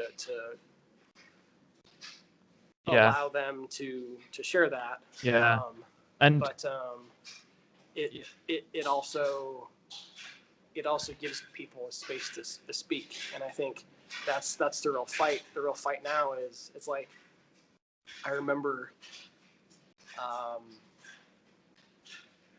think the bigger fight too that we're seeing is, how do I say it? It's human beings have this tendency to want to control things that are out of their hands. Yeah. And so it's like there's this sense of, how do I say it? Like, like a nation of laws doesn't necessarily make society better. Yeah. And so, and that isn't to say that we shouldn't have laws, because some laws are very good, but it's almost like if we somehow were able to manage ourselves responsibly as individuals, would we necessarily need that law over there? It's like you mentioned, and I get what you're saying. I don't think Yeah. I get the intent behind what you said. Like, we need extra protections for First Amendment, for freedom of speech, and it's just like, and you're right, we might in some cases. But the sad thing is, I think bigger picture is, first of all, like in the States at least, we are in the First Amendment. You have that, and the fact that, like, I remember within the last year, President Trump, you can look it up, he signed an executive order which involved, it specifically had to do with free speech on college campuses and how it needs to be honored. And it's kind of like, why? Like I get it, like I support what he did there, all that stuff, but It's like, why is that like needed? Why do you need that, right? Yeah. So if we could get back to some of the, I think in America at least, some of the founding principles of, or if we could properly articulate those principles today, in our time, because sometimes some things are clear cut, some things are not. If we could get that same sort of, tap into that, like, wisdom for just like what we need today, how to apply it, the right legislators and the right judges and all this stuff, that would really help. That would help our government, like kind of like rightly divide things a little more equitably, and it would allow people to share their minds. It's like what I was thinking of was, so like, you shared a post with me last night that you saw on Parler, and this person was basically suggesting that, which I don't agree with, and you don't agree with. This person was suggesting that basically martial law, that the President Trump should use the military to try to stay, which I have all sorts of issues with for many reasons. Yeah. But what it comes down to is, there's the part of me that wants to be like, that should go away. But there's the other part of me that's like, you know what? Like, back in the day, you didn't, you may have had people suggesting ideas like that, but we trusted people to make up their own minds, and it's like common sense was more common almost.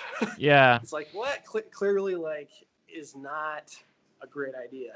So, I think, and there's a lot of different things. Just quickly, just touching on the AT&T Verizon like legislations or like public thing.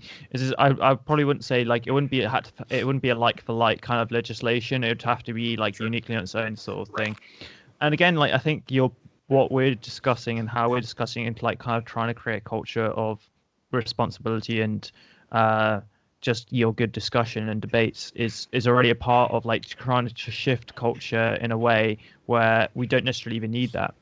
And what I also find interesting is like, YouTube allow Tim Pool to stay up on YouTube because he has helped pull people away from being extreme, and he's actually pulled people away from extreme ideas.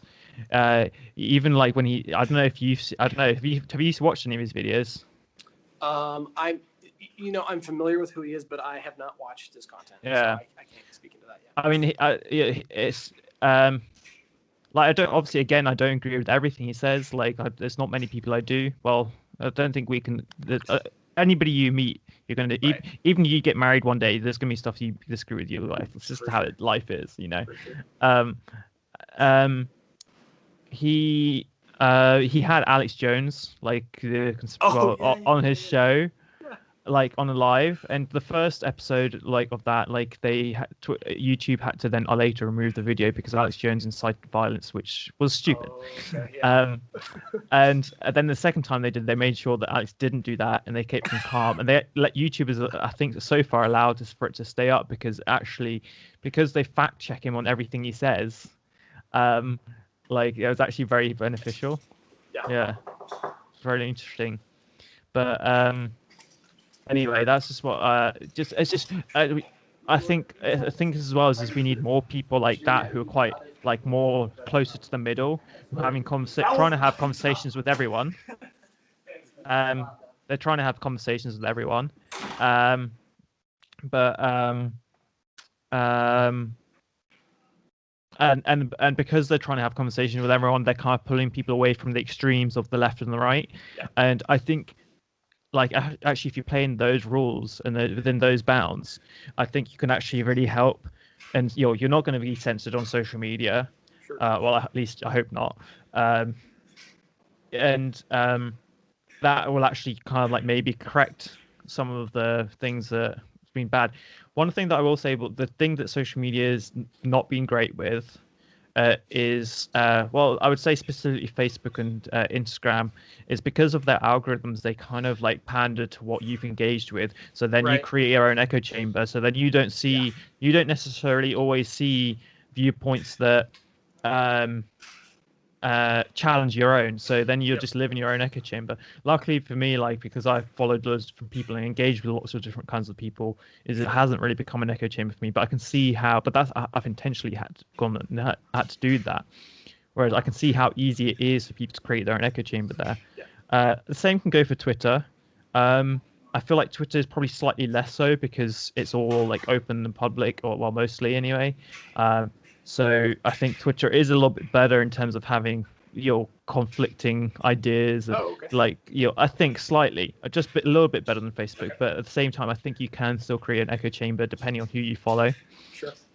Again, I think maybe I'm an exception because I follow people from different you're from the left and the right. Like, I mean, two more leftist journalists that I follow. I don't know if you've heard of. I think it's going Glenn Greenwald or something like Yes. that. I actually really enjoy his content. No, that's Even good. though, and then was his Matt Taibbi, I think, is another one. Oh, okay, I know who he is. Yeah.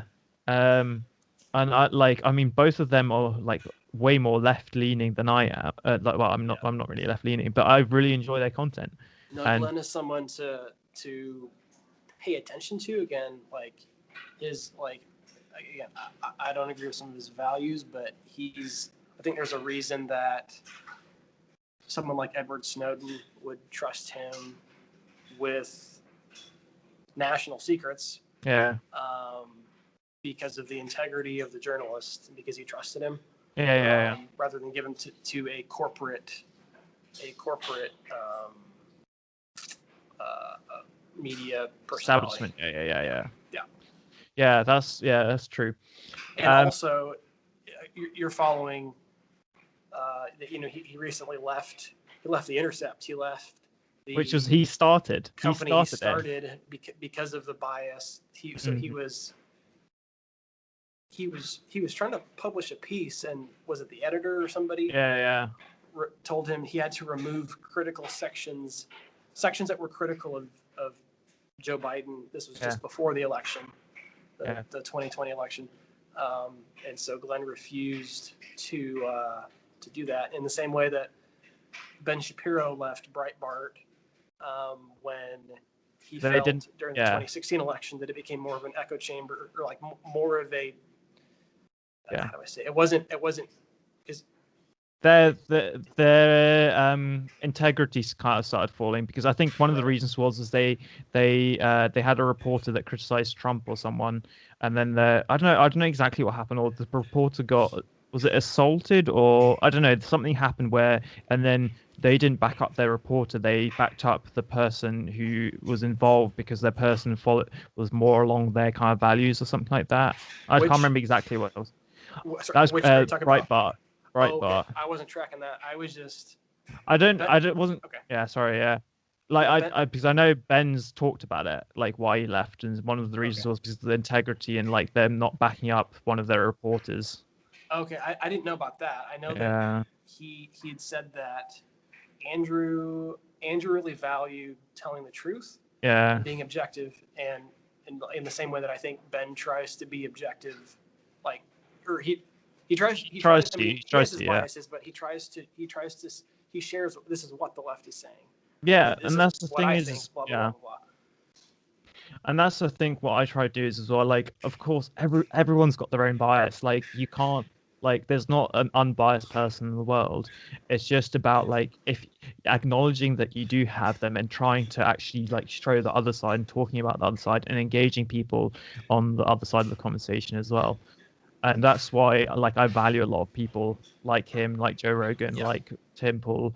Um, yeah, very interesting. But anyway, I think that's one last thing that I would just want to go back to and talk about Sure. is, and this is probably where me and you might have like differ on opinion quite a lot. Sure. Um, um, but like I think, and a lot of you know, obviously a lot. Like this is why I probably agree with a lot of what the media is saying. I think that Trump being so like his rhetoric about like the election being rigged and everything like that, especially on the speech on the 6th. While he didn't necessarily directly incite violence, I think Right. it was unhelpful in terms of building up people's frustration and that like you're getting into their frustration and anger and all that, which might have potentially like then increased the volatility of the whole situation. Sure. So, I mean, and this is the thing is I want to also just back this up is I have been very defenses. I've defended Trump on a lot of different things in the past just because I felt like he's been unfairly represented in the media. Oh, for sure. Um, but I also see him as he's a symptom, or like he's the reason he's a president, and he's definitely not the best. I don't know. You can debate whether he is the best person to come in who's quite anti-establishment or not, but um, like what was I saying? Um, I can see that the reason why he was elected was because people were frustrated with the current system and how it was, Business as and usual. I Yeah. think and I think he in my opinion he was the wrong person there at the right time, in my opinion. Um, I mean, I don't know. It's hard to say that in hindsight. Because, I can acknowledge that there's a lot of good that he has achieved. Yes. Like with a lot of the peace deals in the Middle East, for example. Mm-hmm. Some of them have been probably more significant than others, and like I mean, I know the Sudan one with Israel and Sudan might actually fall apart. Like who knows? Quite quickly, who knows? But anyway, like I can acknowledge that there's good things he's done. But I think this whole thing with like this, just he's just kept pushing and pushing with everything, um, has tarnished his presidency. Like I think a lot more. Yeah, just kind of a bit beyond repair in my opinion. Okay. And my personal opinion is, and I think I know you probably would support Trump. I don't know. Is that correct? Well, I mean, no. Finish your thought, and then Okay, I'll share my so thoughts. okay, yeah, my opinion is that actually, if he now gets impeached before leaves office, like a lot of people are like, what's the point? But like he'll leave office like in a few years, and I think actually if he gets impeached like properly and actually has to leave, that might be the best outcome, in my opinion, because that means he can't run again in 2024, and that gives someone else an Right. opportunity who actually might be more suited. Um, that's my opinion. Um, and I mean, this just going beyond that as well is someone who I do have high hopes for, and I think has probably positioned themselves perfectly for a 2024 presidential campaign is Nikki Haley, Yeah. and I'm a I huge like her. fan of her. Yeah, Yep. I like her. She um, was a great UN ambassador. Yeah, she was really good. She's strong, and like I think I really hope. I think she's like played her cards really well within like working with Trump and having the support of the Mhm. whole the MAGA crowd, as well as being distant enough from him from not being totally implicated in all the craziness that's happened.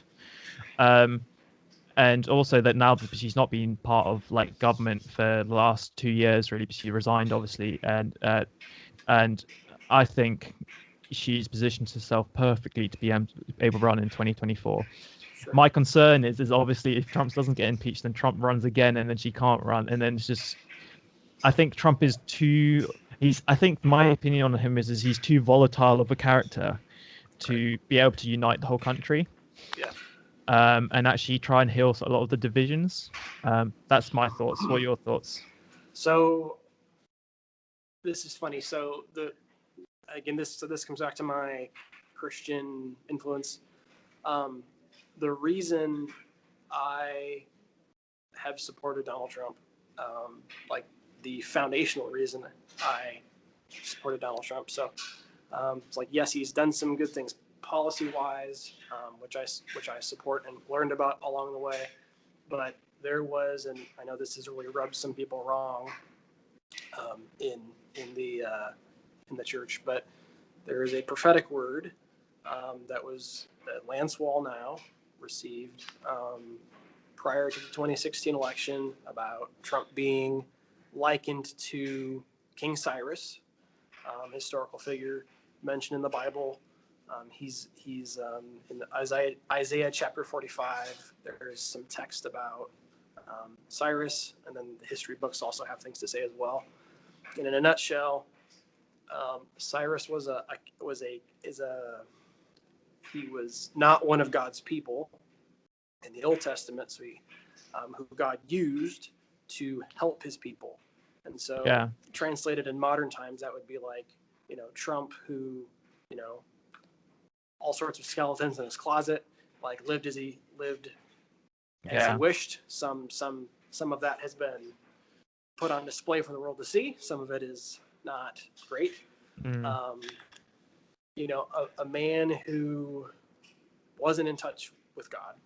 God chose to use as a sort of wrecking ball and a restoration, like wrecking ball in the sense of um, to the political establishment in the United States and even other parts of the world with what he said, um, to be um, almost like, to use a different term, like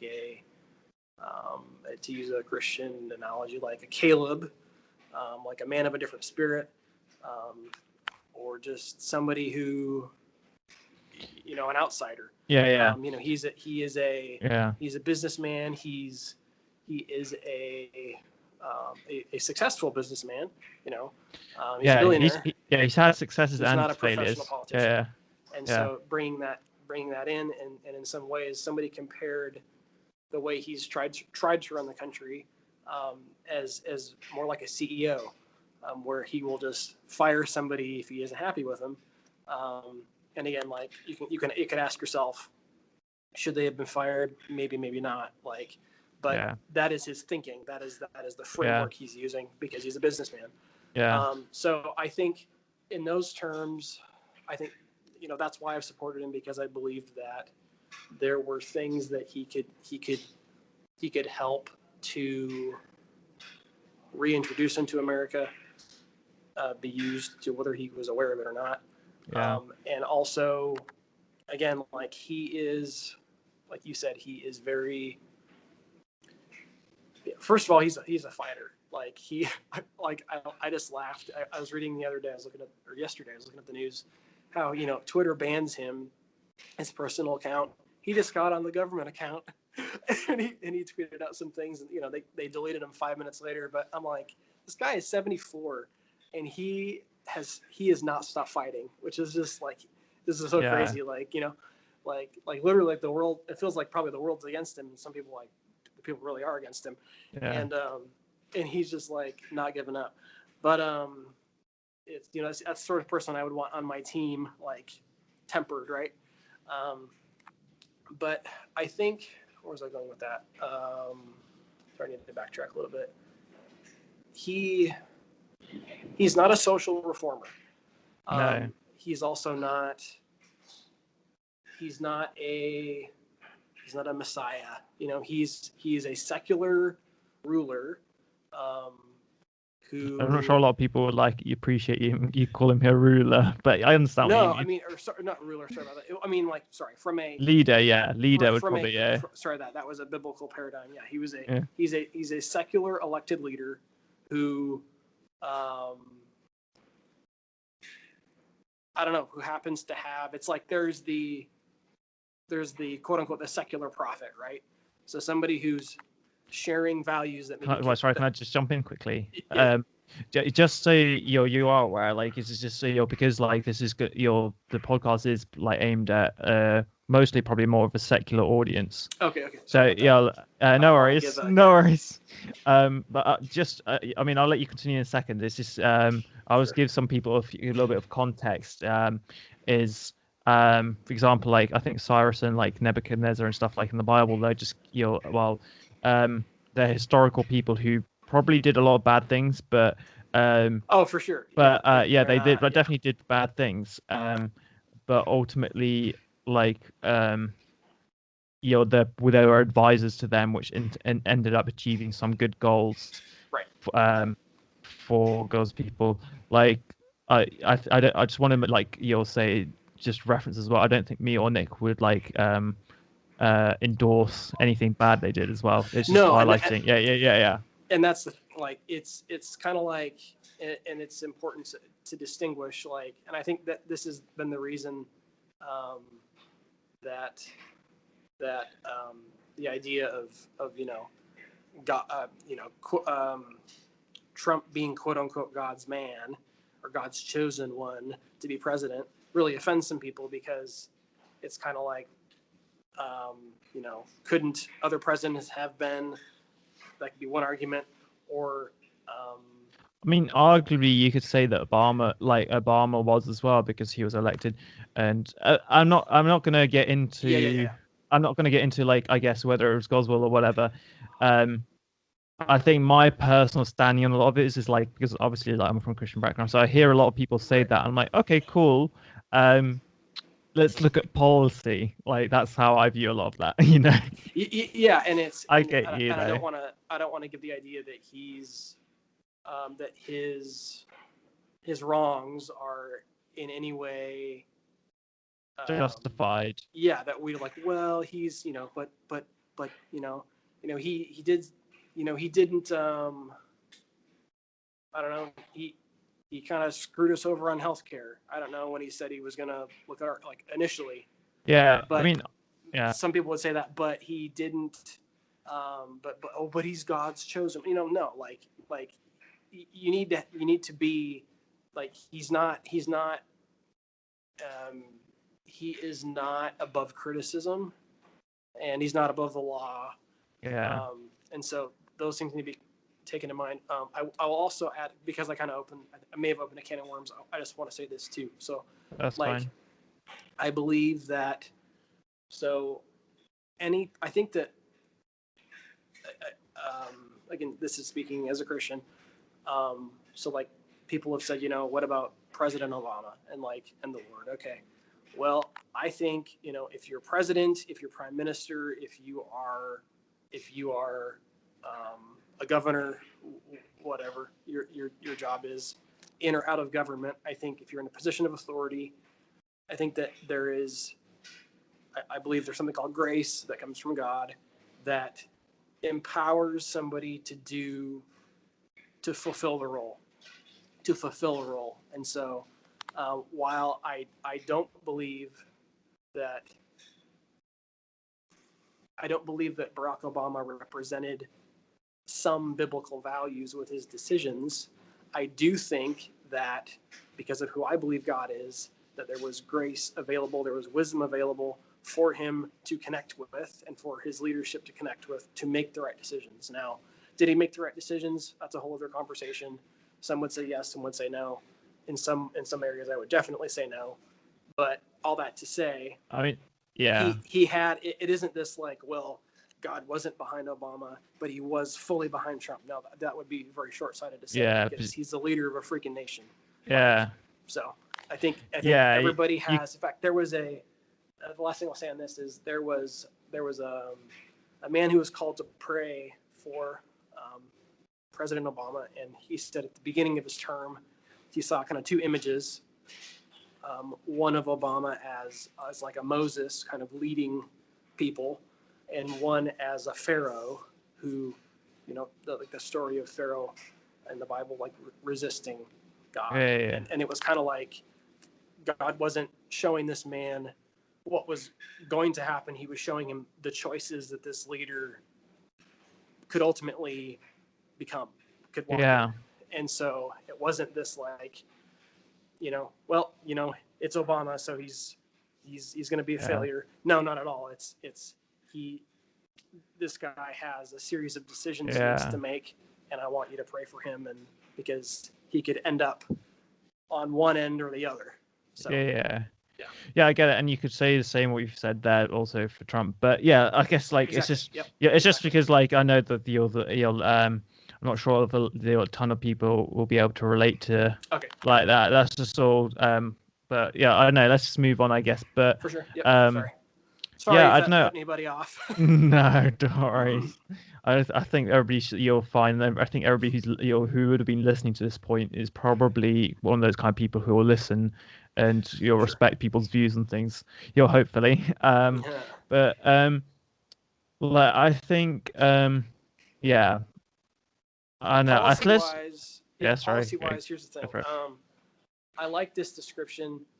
So the first presidential debate was very much kind of a mudslinging contest between, Mr. Trump was very aggressive. It wasn't really answering questions. He was very aggressive, and he overstepped his um, some things you can be good at something, but if you misuse it, you can you can you can hurt yourself. Yeah. Whereas the vice, I don't know if you heard about or listened to the vice presidential debate between Kamala Harris and Mike Pence. Yeah. The way somebody described it was, and I did, was the Pence Harris debate was the Trump administration, like the policies without Trump's personality. Yeah. It was very professional. Both of them were very,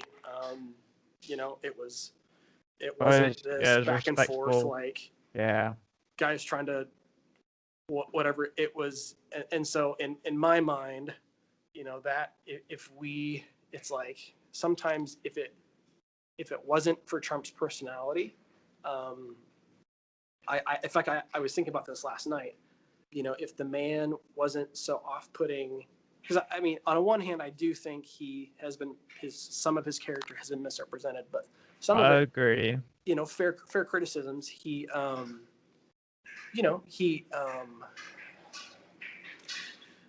has his own. Yeah, sometimes he just wasn't willing to admit mistakes. Like I appreciate his, like the whole the fake news and all that stuff. I understand that there are some manipulative journalists. Sometimes there are agendas, but just calling something fake news because you don't like it can be a dangerous precedent to set, because that's like hey man, sometimes the truth can be sobering. Yeah. You gotta kind of give honor where it's due. If something is good, call it good. If something is bad, call it bad. And I think sometimes he did a little bit of that, but he also was hesitant. He had his own version of events that he wanted he wanted promoted, which wasn't always the right thing to do. Yeah. Yeah, definitely. So yeah, I think there's a lot. I mean, that could be another conversation we could go on for hours. Like the whole 4 years of his presidency, his policies and everything that could keep us busy again. Sure. But I think let's just get back to what's been happening and I guess what might happen going forwards. I mean, how I see it is that I think like the MAGA movement, in my opinion, had had enough power to potentially break the two-party system, like until the storming of the Capitol. Until that moment, I was like, oh, they generally do have the potential to break and I don't mean like break in the negative sense. I mean break in the positive sense of, um, just like reforming like the government to where the government is more in touch with the people of the country. Um, and there's a lot of things in the MAGA that I don't agree with as well. Like I think it's it's very interesting. I think, and that was yeah. Um,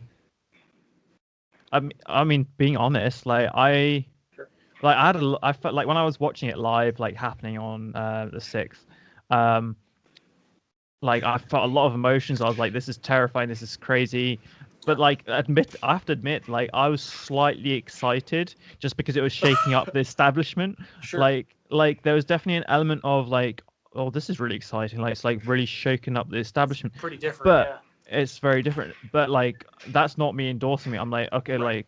like it's just like all in the moment. It's just like, and I can understand why there's probably loads of people there who got really swept up in the moment. Yeah. Um, and unfortunately, there's going to be people who are probably actually decent people in everyday life who are probably going to have to go to prison because of their involvement in storming the Yep. president. And unfortunately, that's the reality and that's justice. Yeah. And so I can relate to that. But and again, like I just wanted to really phrase like, is this your? I don't agree everything with like your. There's a lot of people that I know who are like your supporters of MAGA, like making America great again, who I disagree with on a lot of different things, and Sure. there are a lot of them that have harmful views, like the whole QAnon conspiracy theorists is Yeah. not going to benefit anyone, and that's it's just silly. Yeah. Um, Going forwards, like I don't know if they'll rebrand. I don't know if there'll be a new movement. I think it'll just be in general like the conservative movement. Um, because I think it is growing, like, and I think the conservative movement that's like being influenced by people like Ben Shapiro is the conservative movement that's probably hopefully that grows to the point where it can you'll become like quite a force within American politics. Because I think it's very um uh not like progressive in terms of like progressivism, but like progressive in terms of like helping society progress as society and Right. move forwards and unite and appreciate different opinions. Mm-hmm. Um, and like I was saying earlier, I think I don't know. For me, I'm hoping something happens in the way where you'll because Trump's so volatile. Like I just think I just don't want to see another 4 years of him or him running for another presidential campaign. And Sure. like if he wins, then we have another 4 years of quite a volatility in terms of his rhetoric that he says he might Yeah. achieve some good things, um, but at what cost? Like in terms of Right. polarization. Yeah. Um, I don't uh, know if. Yeah. I don't uh, know if the nation can necessarily take another 4 years, yeah, because he like. So from my perspective of him, yes, there was some misrepresentation of him. and I Um, agree with that as well. but at the same time, but like, you know, whether if say okay, whether he whatever his intention is, there's sometimes just the message that's being sent to the public, and it's I just don't know. I just don't know if America can take another 4 years of that, Yeah. because um, again, like whether he said something completely asinine or whether it was twisted into something asinine, people are still on the receiving end of that, depending upon what they're reading or listening to. And I just don't know. And it's I mean, I'm not looking forward to the Biden Harris transition, but like policy wise, I'm not, but in some ways, but in terms of, in terms of in terms of the tone and like, how do I say this? Like when I have seen a few clips of Biden speak, there is just a sense of, for me, it's like there's a calm and there is a um, I don't know, there isn't all this disruption, all these waves that are and I'm like, okay, like I don't know, it just things to make sense. So for me, like I just feel less chaos. Yeah. And so that's kind of a mix. So I mean, if I'm seeing that correctly, then that's great. I hope it continues, because I think in a sense America does need like just time to, in the world too. I mean, like with, because there's a lot of tensions, like with coronavirus, that's tension on everybody. But with us, we had the racial stuff, and now we have this, and it would just be nice for people to, I don't know if trauma is quite the right word, but just there was so many jolts. Yeah. It was like a bumpy ride. Yeah, definitely. The last 4 years, I think we will benefit from the The calm, change Yeah, there. yeah. Yeah. Yeah, definitely. And I think what I see, I don't think there's anything that you're necessarily wrong with like being disruptive, and I think disruption in society can like foster progress and moving forwards. Right. The issue with Trump is he didn't, like you were saying, he's not a social reformer. Yeah. And I think what the Republicans really need, or I mean, it could even come from the Democrat side. Who knows? Well, I doubt it. Who knows? We'll see if Biden makes it to the end of his 4 years. He's Yeah. quite old, so I somehow doubt he'd try and run for a second term. But what we really, I think what America really needs is you're someone who is disruptive and you're a disruptive reformer, but that also combines that with having a social, being a social reformer and a social, being in touch with their culture and just kind of just having a little bit more of that subtle, you're being a bit more subtle and being gentle about like the way they're going. And but the nature of disruption is that it is a bit violent in a way, but like I think you just need a leader which can be like, okay, we're going to do this, we need to do this, this is what the people are saying we need to do, and this is the support I have for doing this. I understand that makes me some people feel uncomfortable, and but like we don't want to leave you behind. Like we do still want to hear your voice and thoughts on going forwards, sort of like that kind of like thing. And I understand like your leaders need to have to be like, they can't be sit on the fence on everything. Well, they shouldn't sit on the fence. And you do need someone who is quite like at least assertive. You can't be someone who's just like you're pushed around by opinion or whatever. Right. And I think someone can be assertive, but at the same time, like foster some sort of cultural, social, like kind of just like take people more people along with them, if you know what I mean. I'm all for Nikki Haley, man. Yeah, and I think she could be that person. I genuinely think she could. I really hope she does. Yeah, if like you said, if Trump is, so my theory about Trump is that whether he's impeached or not, I mean, he may be, I don't know. If he is impeached, he can't run again. I think he will still. I mean, he's still an influential figure.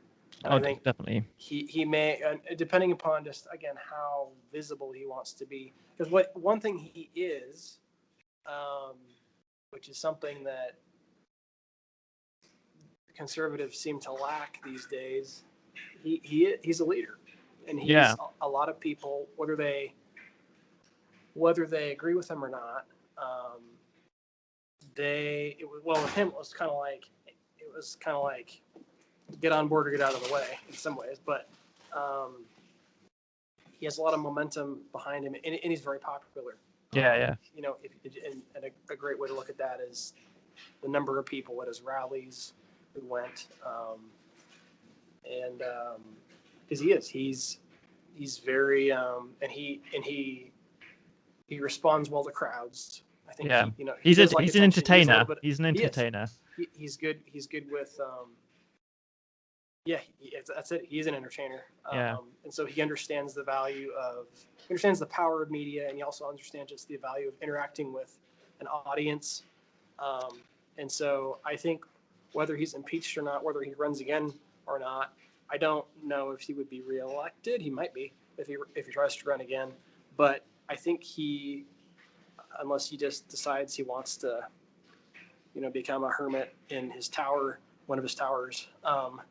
He may try to start his own media thing and be a voice of influence, which I could see be like sort of positive or like could could become very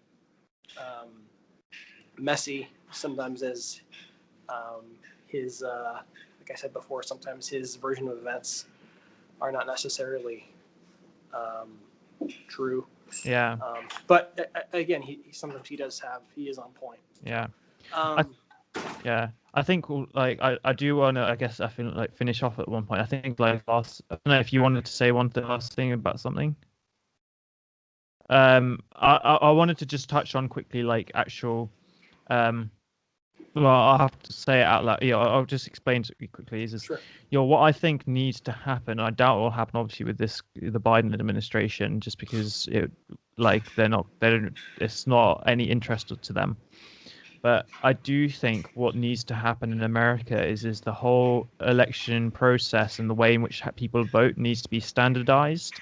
And I feel like they need to, I think everybody should be voting on paper ballots and, just basically standardizing that process across, like, I know each state, because each state, like, okay. My friend. Sorry. I was going to make a joke about the current global pandemic. He's teasing. I'm sorry about that. No worries. Um, and yeah, I don't know what you think about this, but is it not unrealistic to see you'll put some reform in place? Because I understand that states like have to organize and run their elections themselves, but like obviously there has to be some federal oversight. Right. And I don't know how it works, but like, is it even possible for the federal government to be like, okay, this is a standard process that you have to now follow? Like, you can't make changes in courts and stuff like within like months before the election. Right. You can't like there's a standard like, okay, you'll vote by paper ballot. Like just kind of like make that process a little bit more straightforward, because I think the fact that there's so much different things happening in every single state has fueled the whole confusion and like the rhetoric of election fraud. Right. Which, like, if there was a more standardized process, that would be a lot harder for that. It would be a lot more straightforward and to determine things, Yeah, that would be the ideal thing to happen. I don't know. So there is a Republican rep, Dan Crenshaw from Texas. Oh yeah, I've heard of him. Yeah.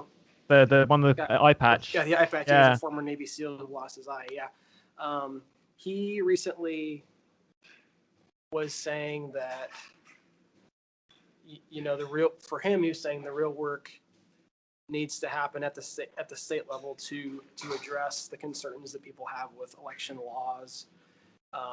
Now, I don't know if so that would just say general statement saying at the state level.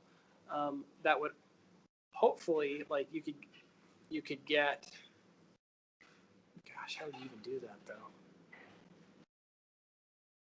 I don't know. It's a very interesting debate, like, because technically it's a federal election, so therefore then it should be in theory you should be able to standardize it to become a federal process, which is just overseen by the states running it. Yeah, because I hear what you're saying, that the standardization would be useful, but given the state, because it was like in Pennsylvania and all that stuff, and the disputes people have had there with the how many days people had to submit ballots and what was and wasn't counted. That was just in Pennsylvania, and so you would almost need to have some sort of unity between the states. Out like, so it's not something that it's not something the federal government could mandate per se, unless they show. I mean, and that's me speaking as someone who's more constitutionalist now. I'm sure that somebody today, because there's plenty of things that aren't constitutional per se that some would consider to be federal overreach. That may happen. That may come from this next administration. I really don't know. You know what? I think if this next administration was like, hey, let's standardize the process, I'd be like, that would be the greatest achievement that they could do in this administration. Maybe yes, some could see that as a government overreach, but like if they standardized it like we just discussed, Sure. that I think that would be a net gain and net benefit for future elections. Sure. Yeah. Yeah. Personally. I think because there's the method of absentee versus voting in person, and then voter ID, all of that stuff, and signature verification and all these things, purging, or how is it? Yeah, purging like old, people. Data, yeah, like removing people who have passed away, obviously, and people who've moved out of state, all that, yeah. We live in the 21st century, like it's the year 2021 now. Like, how hard can it be to keep databases updated? Sure, exactly.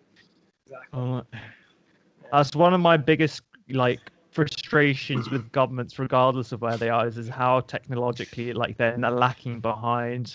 And how yes, they're I know the defense technology or your intelligence communities is your state of the art, but then when it comes to actual government administration, it's just it feels like they're stuck 2 decades in the past. Yeah, I remember. Let me see if I want to share this. Let me think here real quick. Yeah, there was years ago. I was a civilian employee with our Department of Agriculture, one of the agencies there, and I met a guy at a training who had done contracting work for a different part of our government. I think he was a trained civil engineer, and he had said how at this other part of the government, how slow their machines were just to open AutoCAD for him to do, start the assignment or the project.